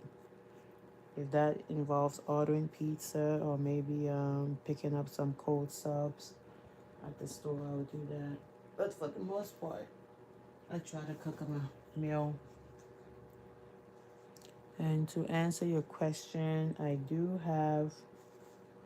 have a bachelor's in business administration. I have a master's in human resources management, and I'm also a doctoral student, but I took a year off for my doctoral studies.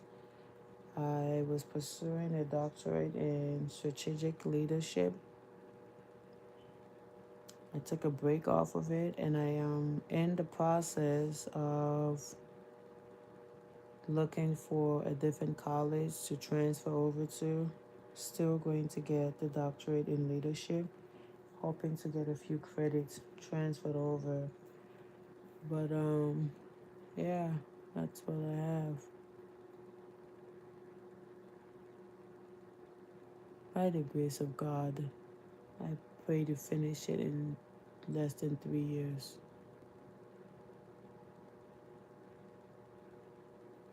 Yeah, I have a master's. I should have been done with the doctorate if I didn't take a break, or if the institution wasn't giving me such a hard time, but they're giving me such a hard time, and I've done almost every coursework to the point of just my dissertation, but they're giving me such a really, really hard time, and the process is just so complicated. So I've decided to take my losses, pull out, take some financial loss and some wasted time, and transfer to a different institution. But I will finish that doctorate with God's help because it's not easy. God's help, I will finish. And support from Kevin, of course, right? Where am I putting this at? Right. And then one day you guys will finally see my TV upstairs. How long does it take to get a doctorate?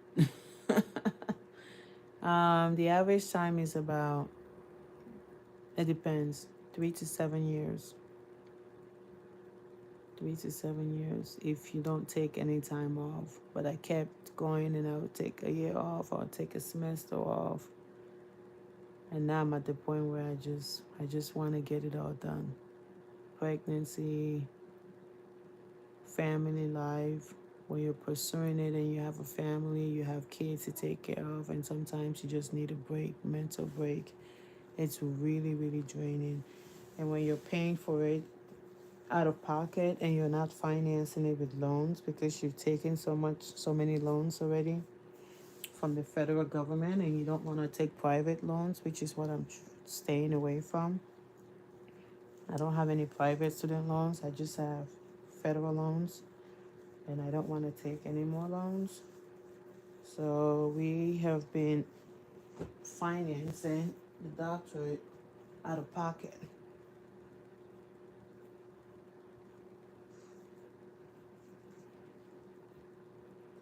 Because I don't want it to be too much, but God's gonna provide. He's gonna find a way. He's gonna give me the strength to continue. Now, my short-term memory loss has been restored. I had short-term memory loss when I had the baby, but now it has been fully restored. I'm perfectly okay now. I can resume school early next year by the grace of God if I find an institution that suits what I'm looking for. But yeah, that's it.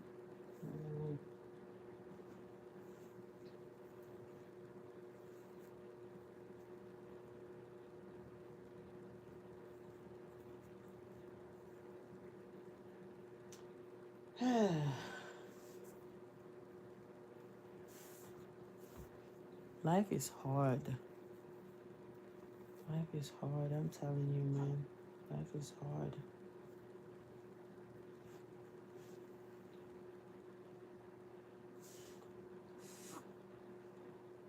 Life is hard.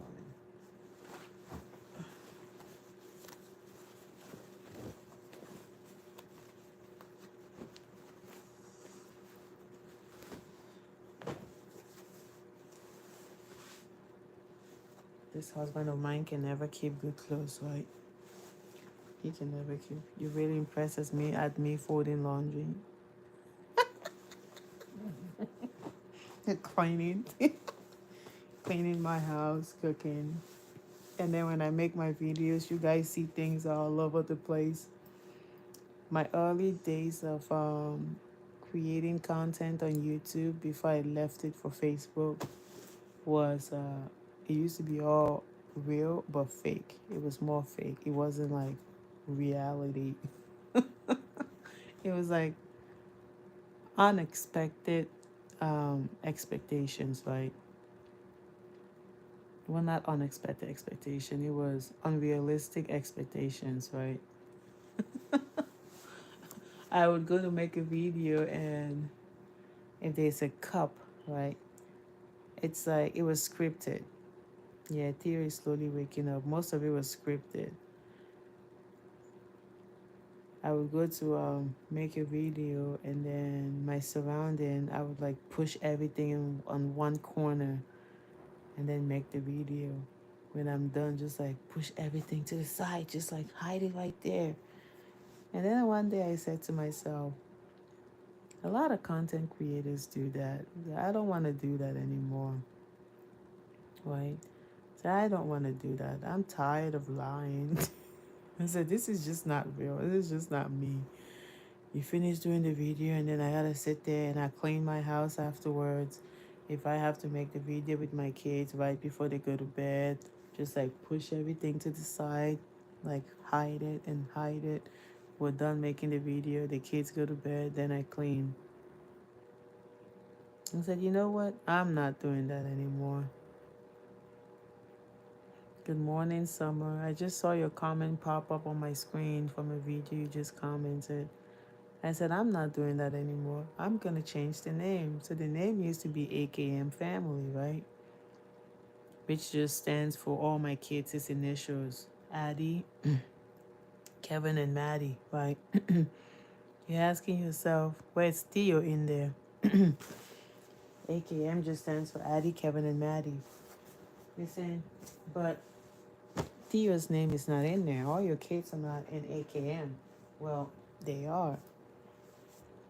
My two sons are named Kevin. Theo's first name is Theodore. He has two middle names. One is African, but his first middle name is Kevin.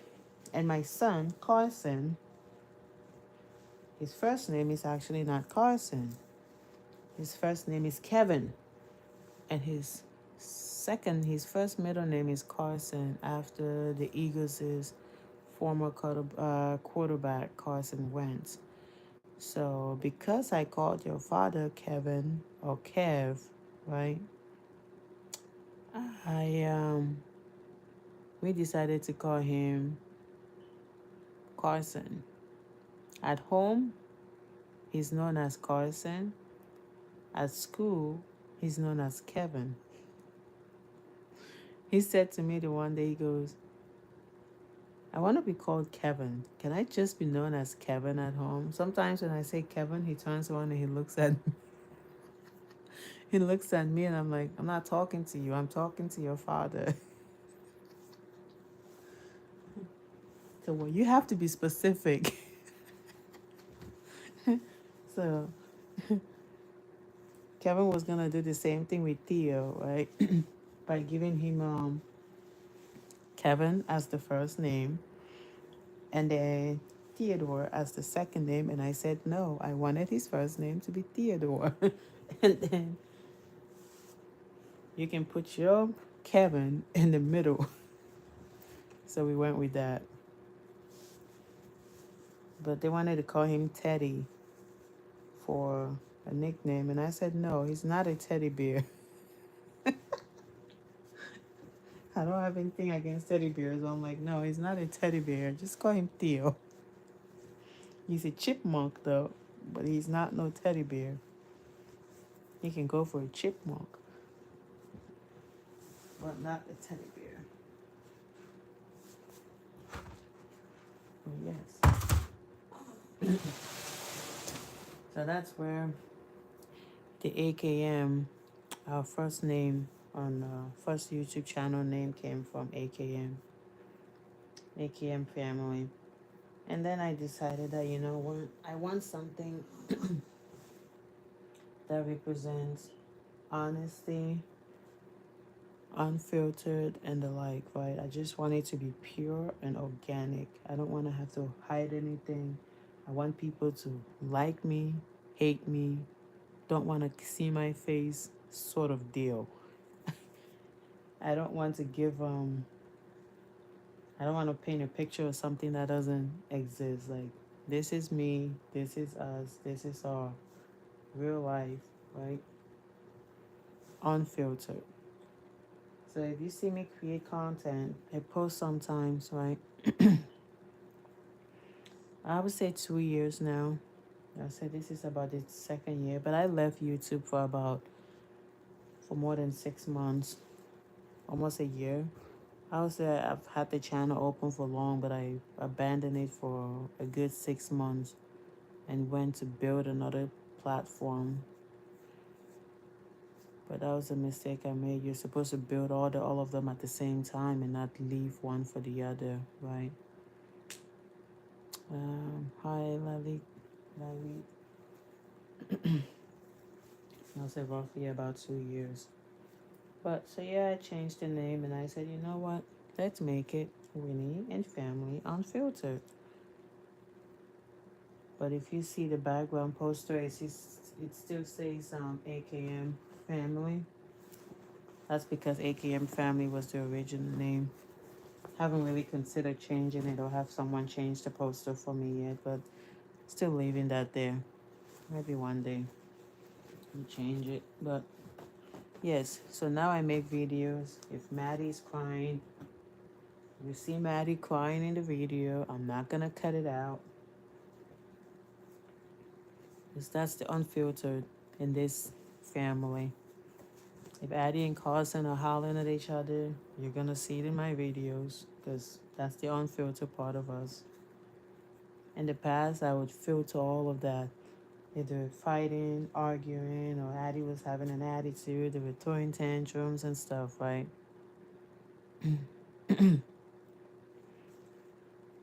I would I would sit back and I would edit all of those things, clip, cut, clip, cut, clip, cut, and just give you guys the good, perfect family.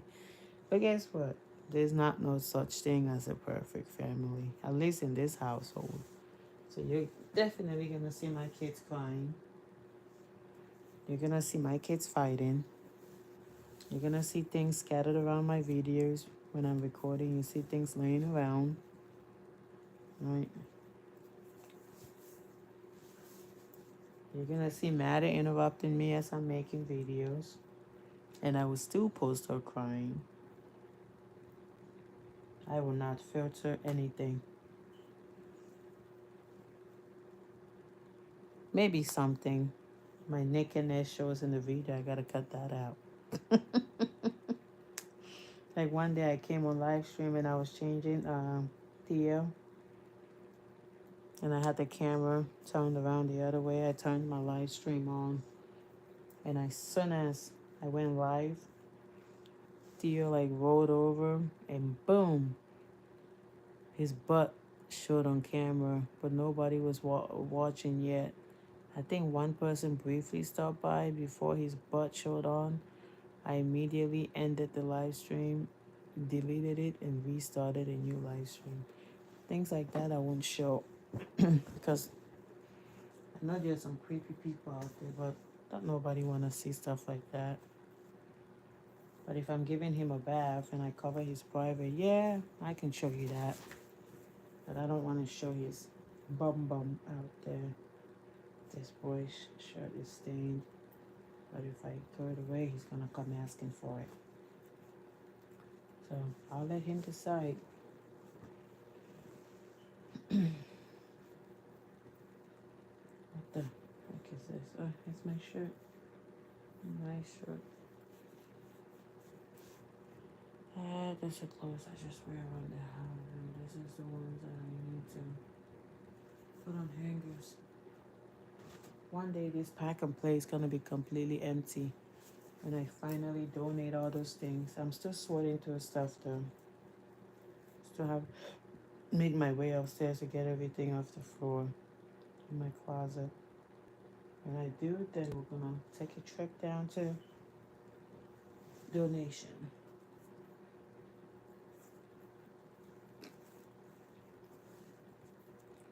Alright, back to being silent. I think this is Addie's.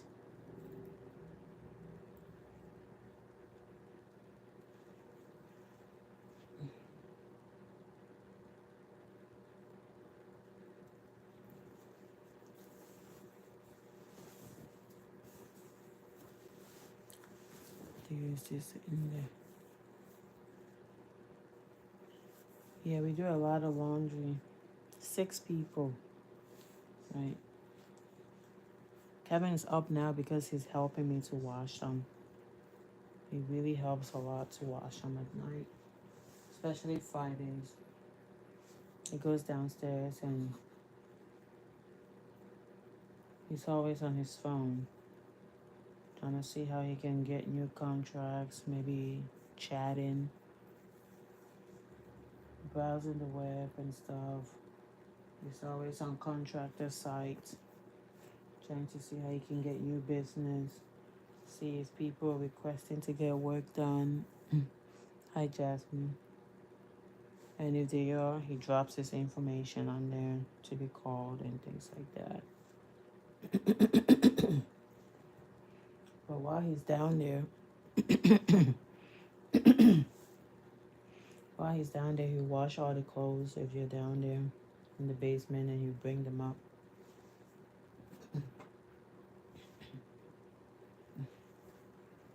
Addie's got to DIY this thing. I already told her that she don't want to listen. I'm going to throw it away. She don't want to listen to, so.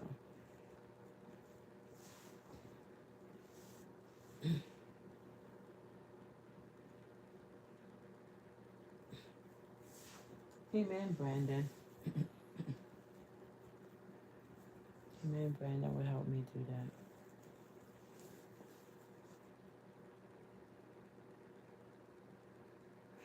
Violet is my niece. That's my little sister's daughter. Violet is just my niece, my little sister's daughter. And Awesome is just a family friend.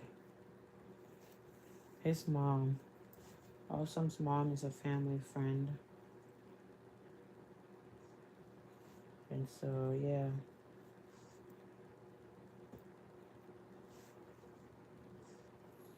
But that's all.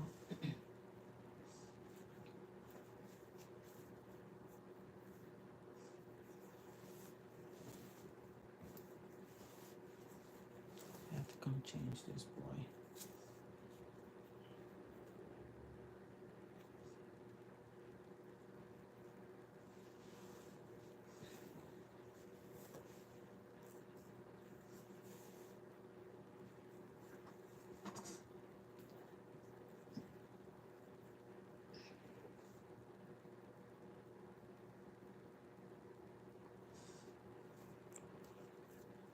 Oh Lord. This ring is so loose, especially when I do so much work. See how loose it is? It can just come out when I've done so much work. I'm not trying to be nasty, but maybe my mind is just dirty. It's so loose, it wants to fall off.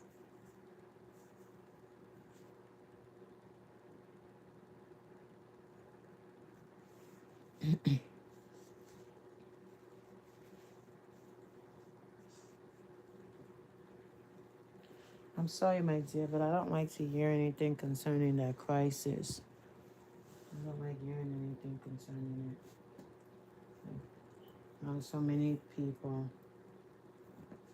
just don't want to be bothered with that crisis. It's sad. Whose shirt is this?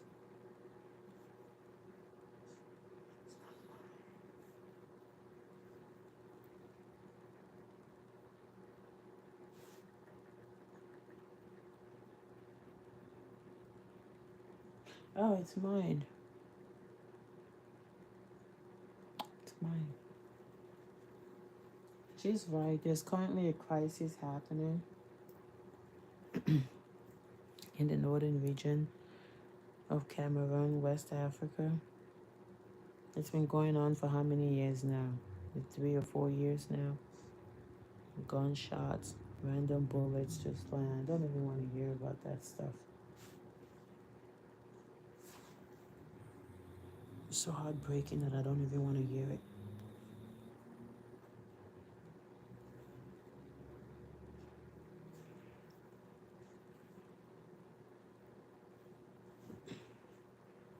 So many people have lost their lives.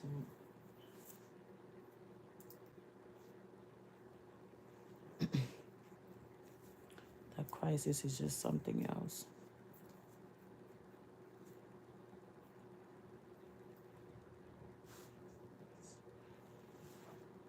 Citizens that were meant to fight corruption are instead now fighting their own people.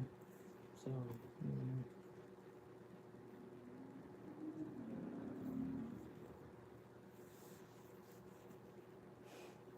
40 laundry.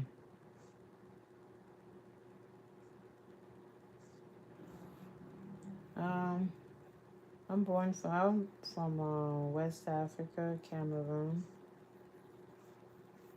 West Africa. That's where that accent comes from.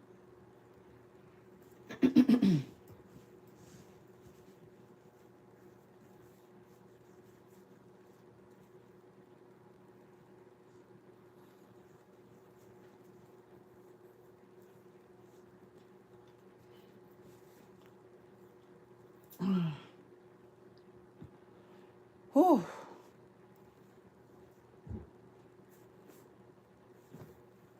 This laundry does not want to finish. Ay, ay, ay.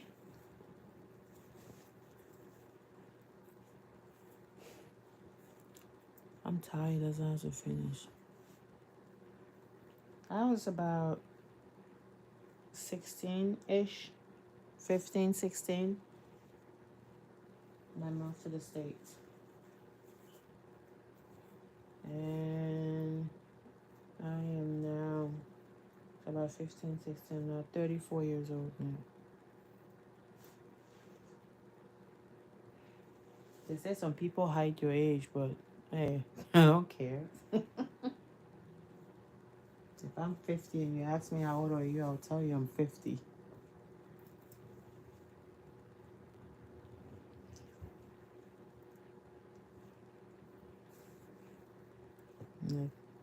Like, hey, I'm 50. I'm rocking my old age. I don't know why some people cut your ages. To me, pridefully tell someone your age is to say God has been faithful to you.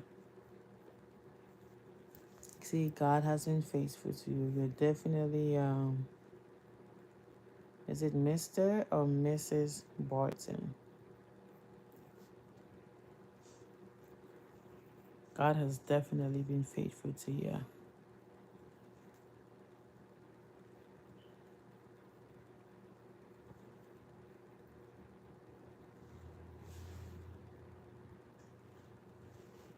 Now I know you're older than me, so next time I see you, I will address you as either Mr. or Mrs. Barton. I like to accord respect when respect is due. Look at this nice shirt, it's stained from the paint. Seems paint didn't come out of Maddie's car.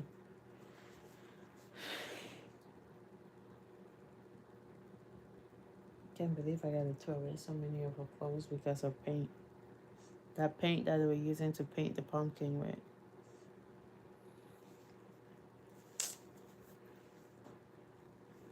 Just gotta throw it away. Mr. Barton. Yeah. There's nothing wrong with age, right? There's nothing wrong with age. Age is a beautiful thing. At least to me.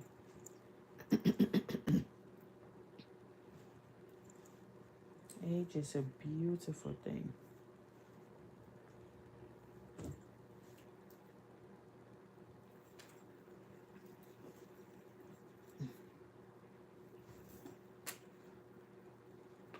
Yeah. I'm gonna hang this stuff in the morning. The only decent clothes that I said I'm keeping. I gotta have something to wear to church. Yeah.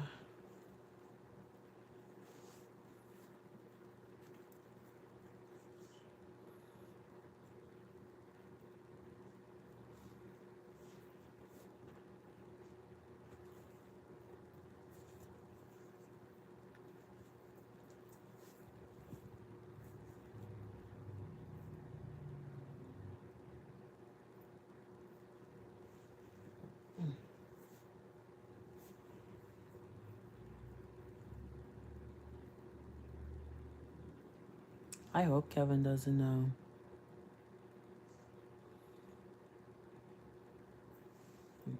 Oh, so you don't have any friends? Maybe family. Social media does a lot to help. A lot of us. Believe me, after I end my live stream, I go online, I browse, and I also support by watching other people's live stream. If I catch anybody on live stream, you're not the only one. If I'm not live streaming, I don't have cable at home because cable just got too overly expensive. Just got too much. So I watch other people's live stream.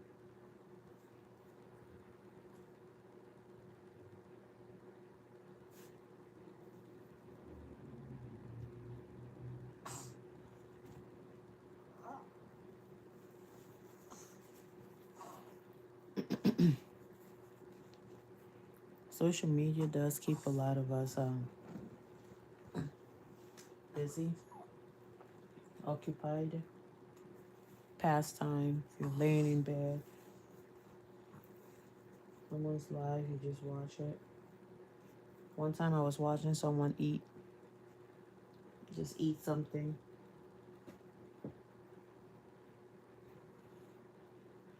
Another time somebody just turned on your live stream. I joined it. Just chit-chatting in the comment section. It helps both of us. The person streaming and me watching.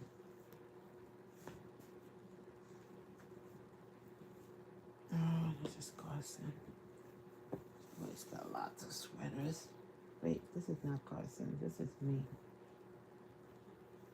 Don't even really recognize my own clothes. Small. Won't able to fit. But that's me.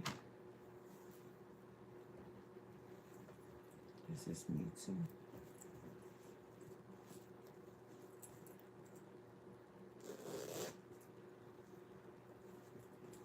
Just wanted to have a few sweaters. I have to put them on hangers though.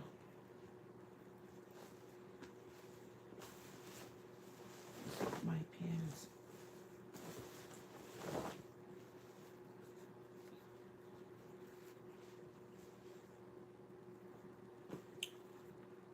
Oh.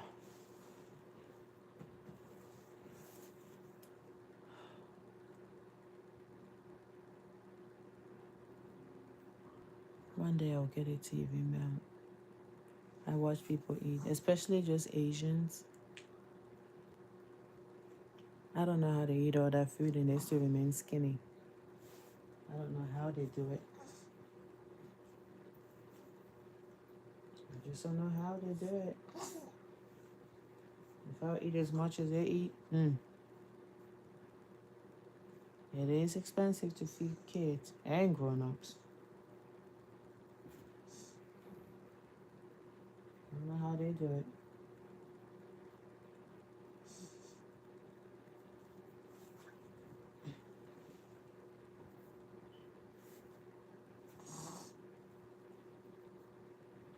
My son's slowly waking up.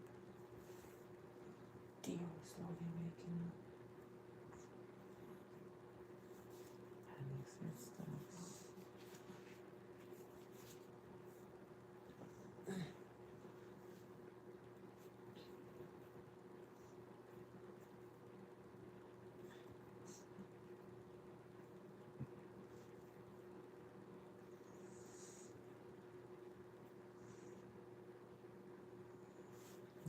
Where's Talk? Where's study stuff?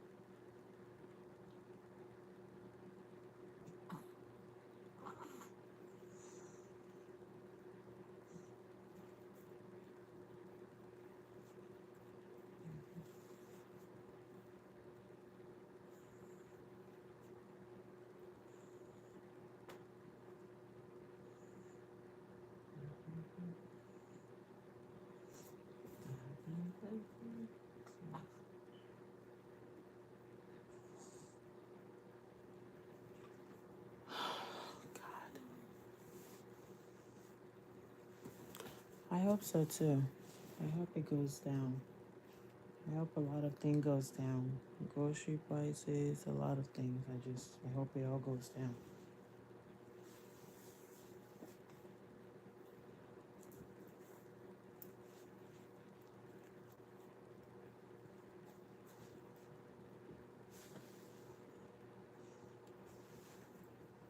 And I hope it stays down too.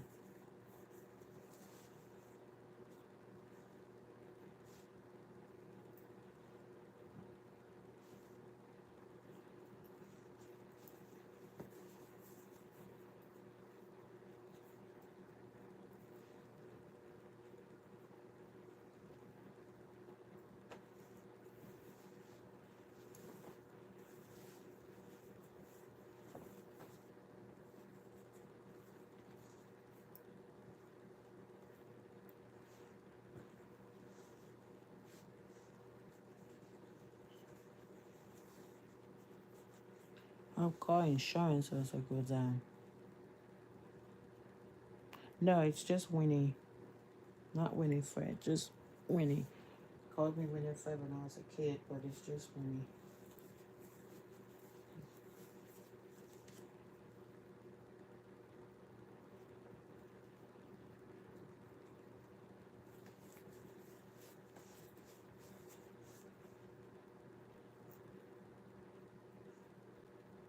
Or they called me Pooh. Winnie the Pooh. But I used to answer to Winifred. And my parents would get upset and say your name's not Winifred, it's Winnie. And now I just tell people just call me Winnie.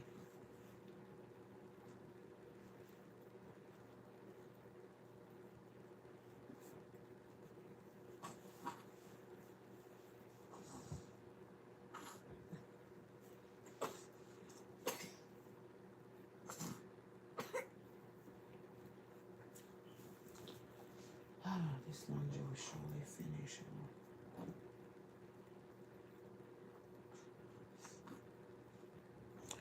Deer is fighting.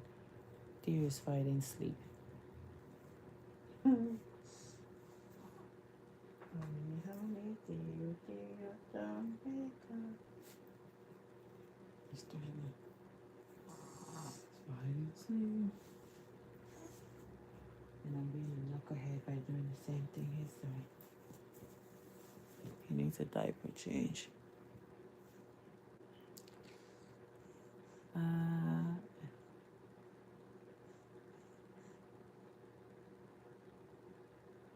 He's supposed to eat every 2 to 3 hours. Mostly every 1 to 3 hours, I should say. He eats every 1 to 3 hours. But on nights that I fold laundry like this, I cheat him.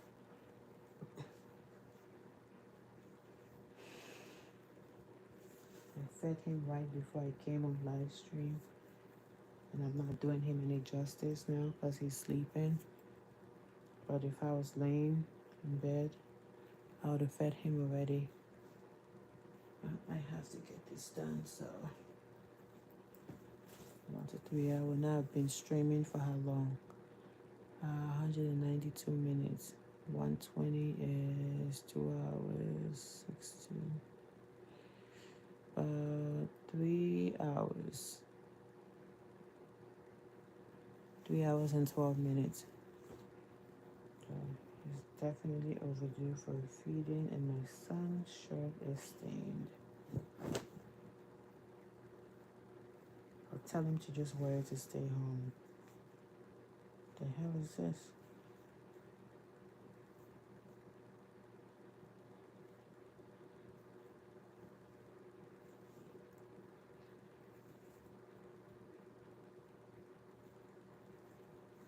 He likes this shirt so much. I'm gonna ask him and see what he wants to do. So I'm gonna ask his dad to wash it again to see if it comes out. I don't know if it's stained or dirt.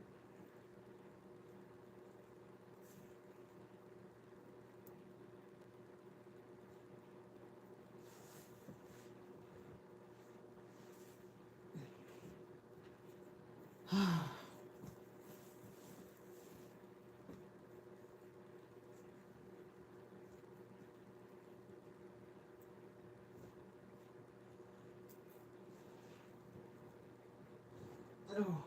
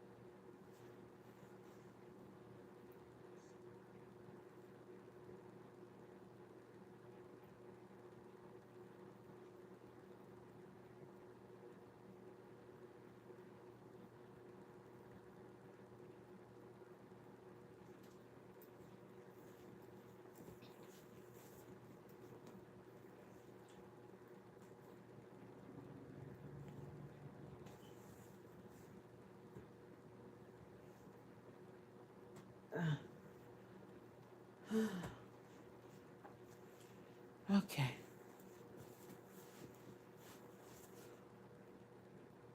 I don't even know. I don't even know, honestly. I don't believe in those things, though. I don't believe in those things, to be honest. Zodiac signs, all those things. I honestly don't believe in them.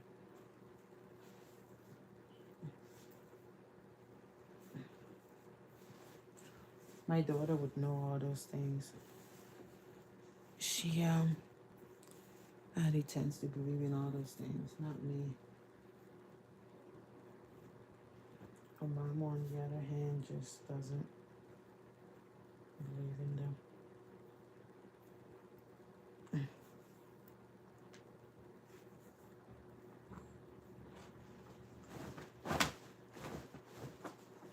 Thank God I'm almost done with the laundry. Oh no, you didn't offend me. You didn't offend me at all. There's no such thing as a dumb question. You did not offend me.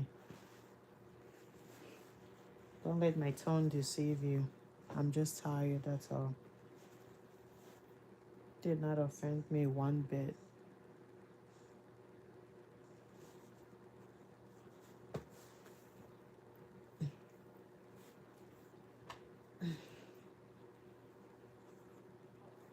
It's very hard to offend me. I'm a very simple and easygoing person. It's gotta take a lot to offend me.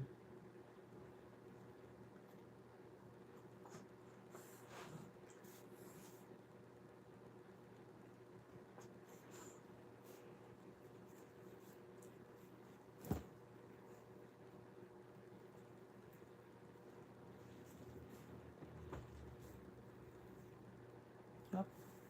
Donation. This is you're welcome. This is for donation, Theo. This is so cute. One of my friends gave it to me when her kid outgrew it. He said, "Do you want it?" I said, "Sure, why not?"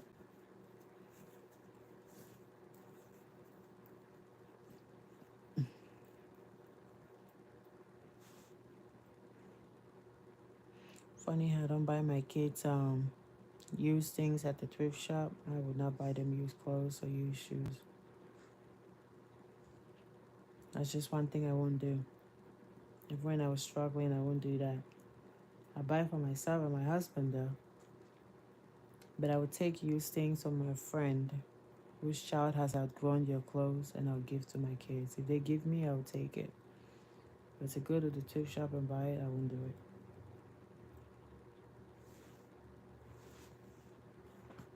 I don't know if that makes any sense at all, but I just won't do it.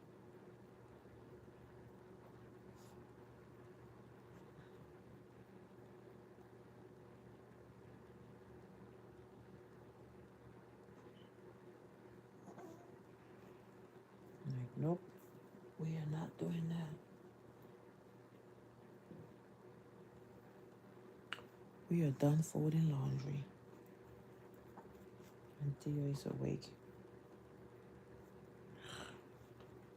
I'm trying to pair to this one.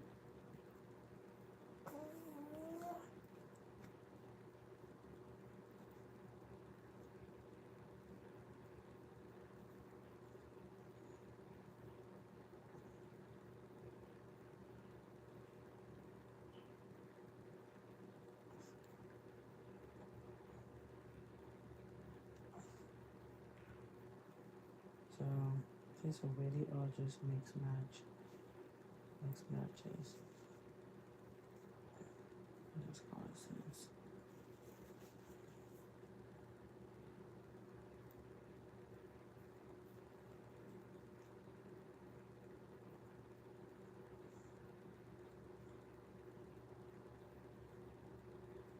It's all trash. Trash. This you'll probably find it there somewhere. This is trash.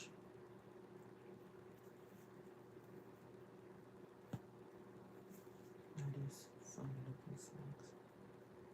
I'm gonna match you up with, pair you up with this one.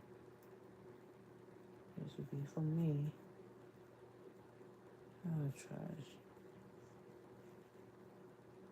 Maybe I'll find you a pair. Trash. Let's try to minimize a lot of all these socks. I wear all the mixed match socks in this house because I don't really care what color socks I got on my feet. As long as I stay warm, that's all I care about. Don't really care. I wear mixed match. But I got my fuzzy winter. Can't lift my leg up. I got my fuzzy winter socks on now, though. Outside of that, I wear mixed match and I don't really care.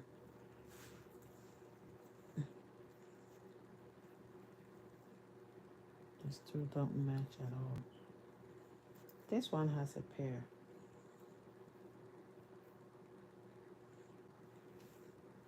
Is it in here?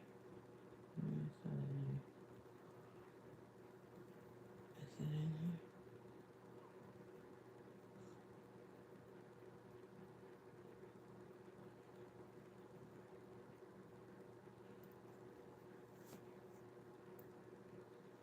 No. Okay.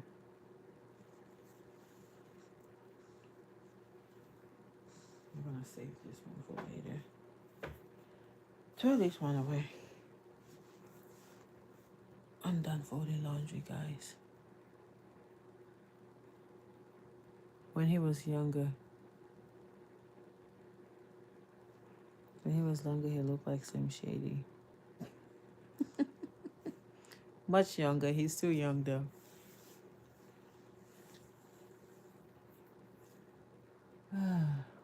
I feel like he looks like Marshall. You know, Slim Shady's more, Marshall is more built now. Slim Shady was a beast. Still is a beast. Gotta put the stuff away.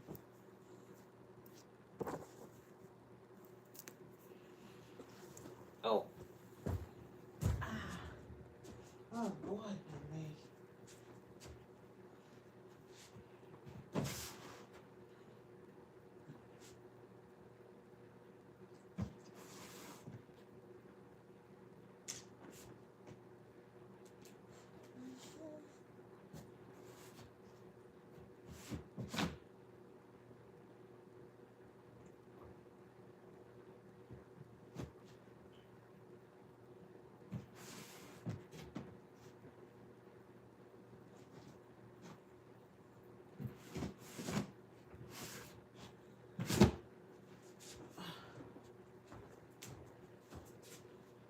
Put Maddie's stuff away.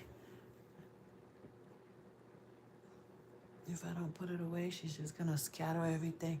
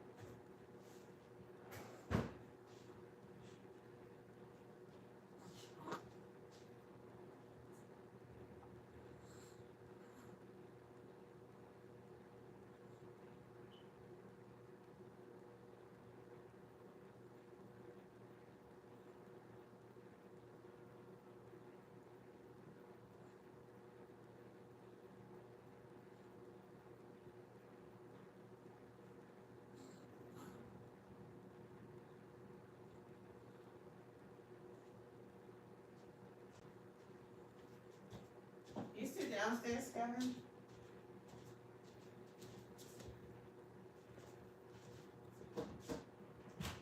Stay down there? Is there a stain down here?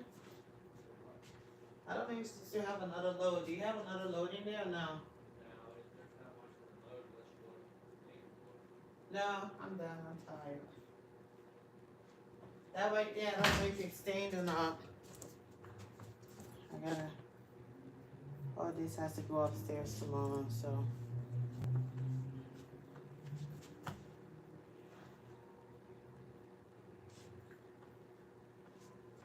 Just put it to where I can be ready for changes to go up.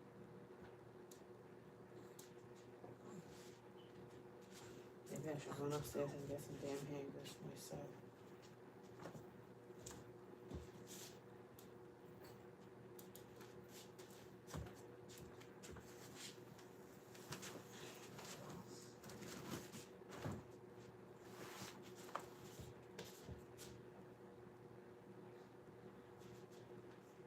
I'll be back.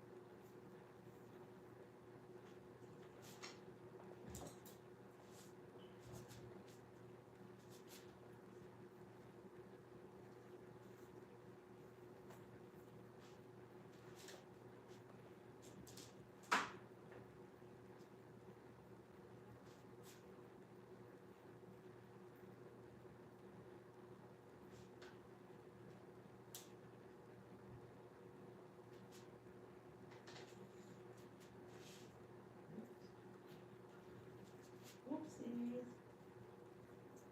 Oopsies.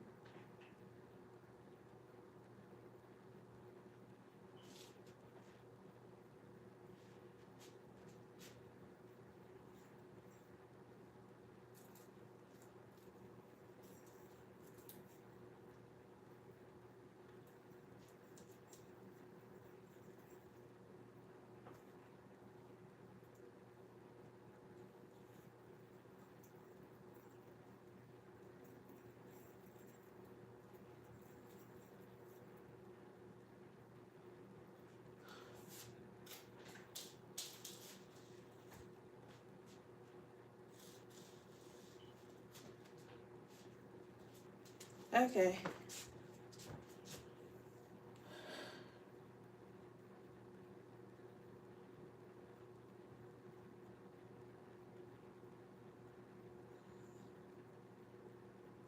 I gotta put the towels away.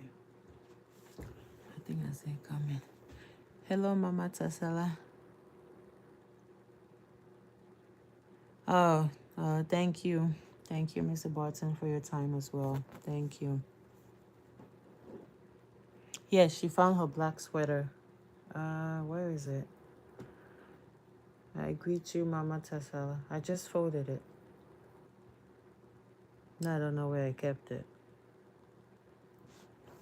The hell did I put that sweater at?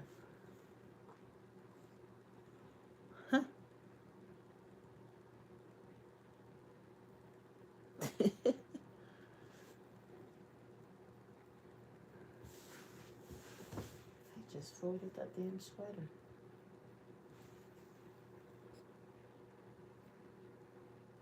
Where did I put the black sweater?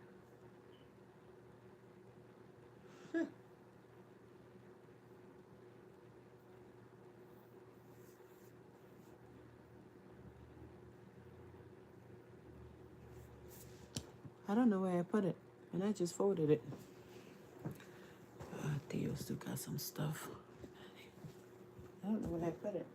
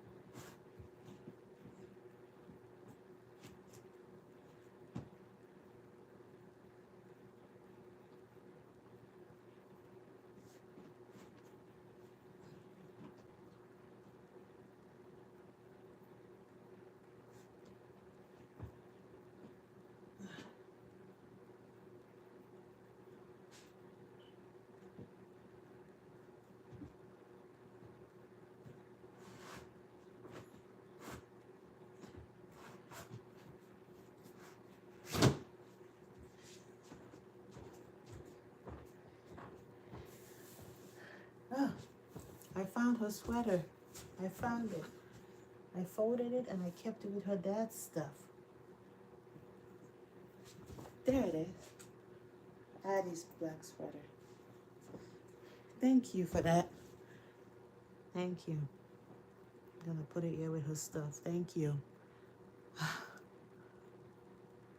Yeah, Brandon is my nephew.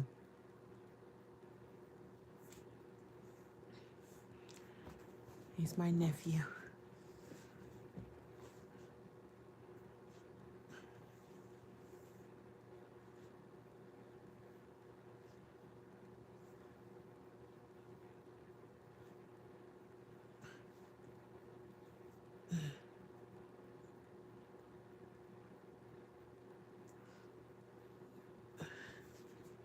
Oh, you fold, wash laundry, you fold it, you got forms of stuff coming out of it.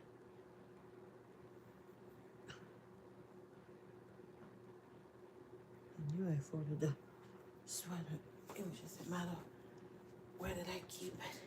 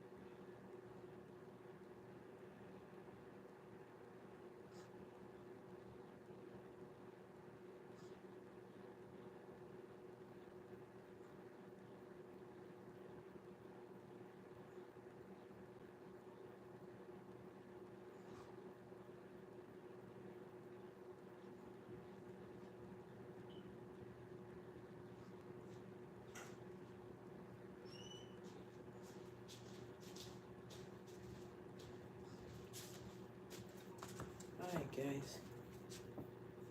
I haven't done. Put those two things in the donation bag. Still adding stuff in the donation bag. And then, and I will be saying my bye-byes in the bag. Okay. I'm extremely tired. I'm gonna wake you up and change you. But, upstairs.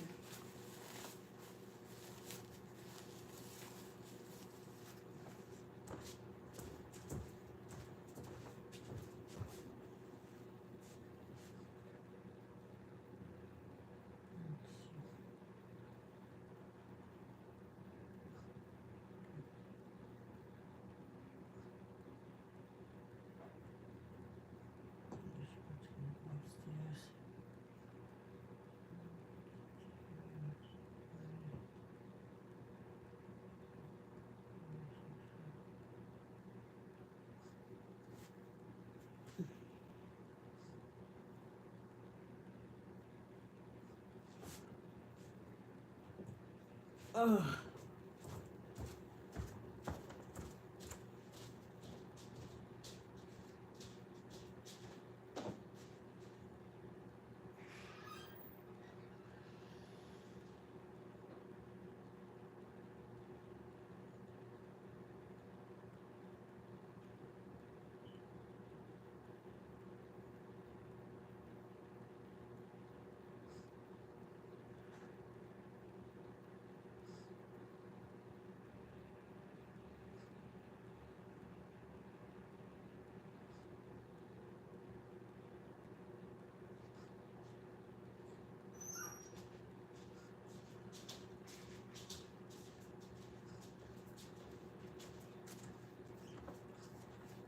Okay. My stuff that's going upstairs. It's gonna stay here.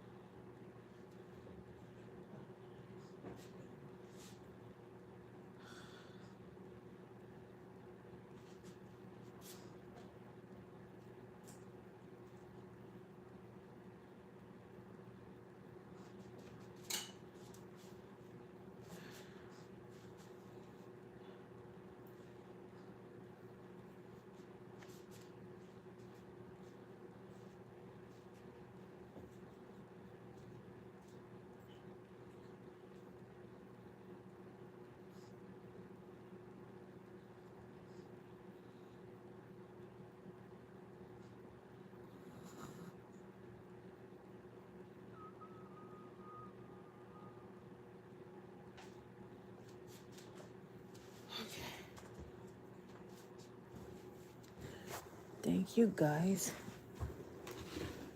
for your amazing time. I enjoy spending time with you guys too. Thank you guys so much for your time. It's 1:21 a.m. Eastern Standard Time, Pennsylvania. Addie and cousin have to put their stuff away tomorrow. And then, yeah, Addie, cousin, Addie, and your dad. And then it'll be done. It's almost 1:30. So, I'm really tired. So, thank you everybody for your time. I gotta go. I have to go get to bed. I'm tired. But before I go to bed, I need to pull out some sandwiches in the freezer. There's still about 3 in there.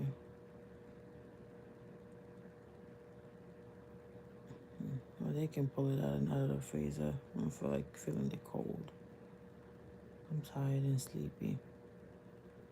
As many times as I tell myself I won't stay up to 1 o'clock, here I am at 1:30, 1:29. Okay.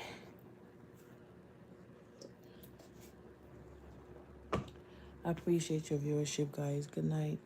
Bye. Take care, guys. Thank you as always for your time and your viewership. Bye bye. Good night. Good night, Mr. Barton, and good night to everyone else watching. I'm ending the stream now.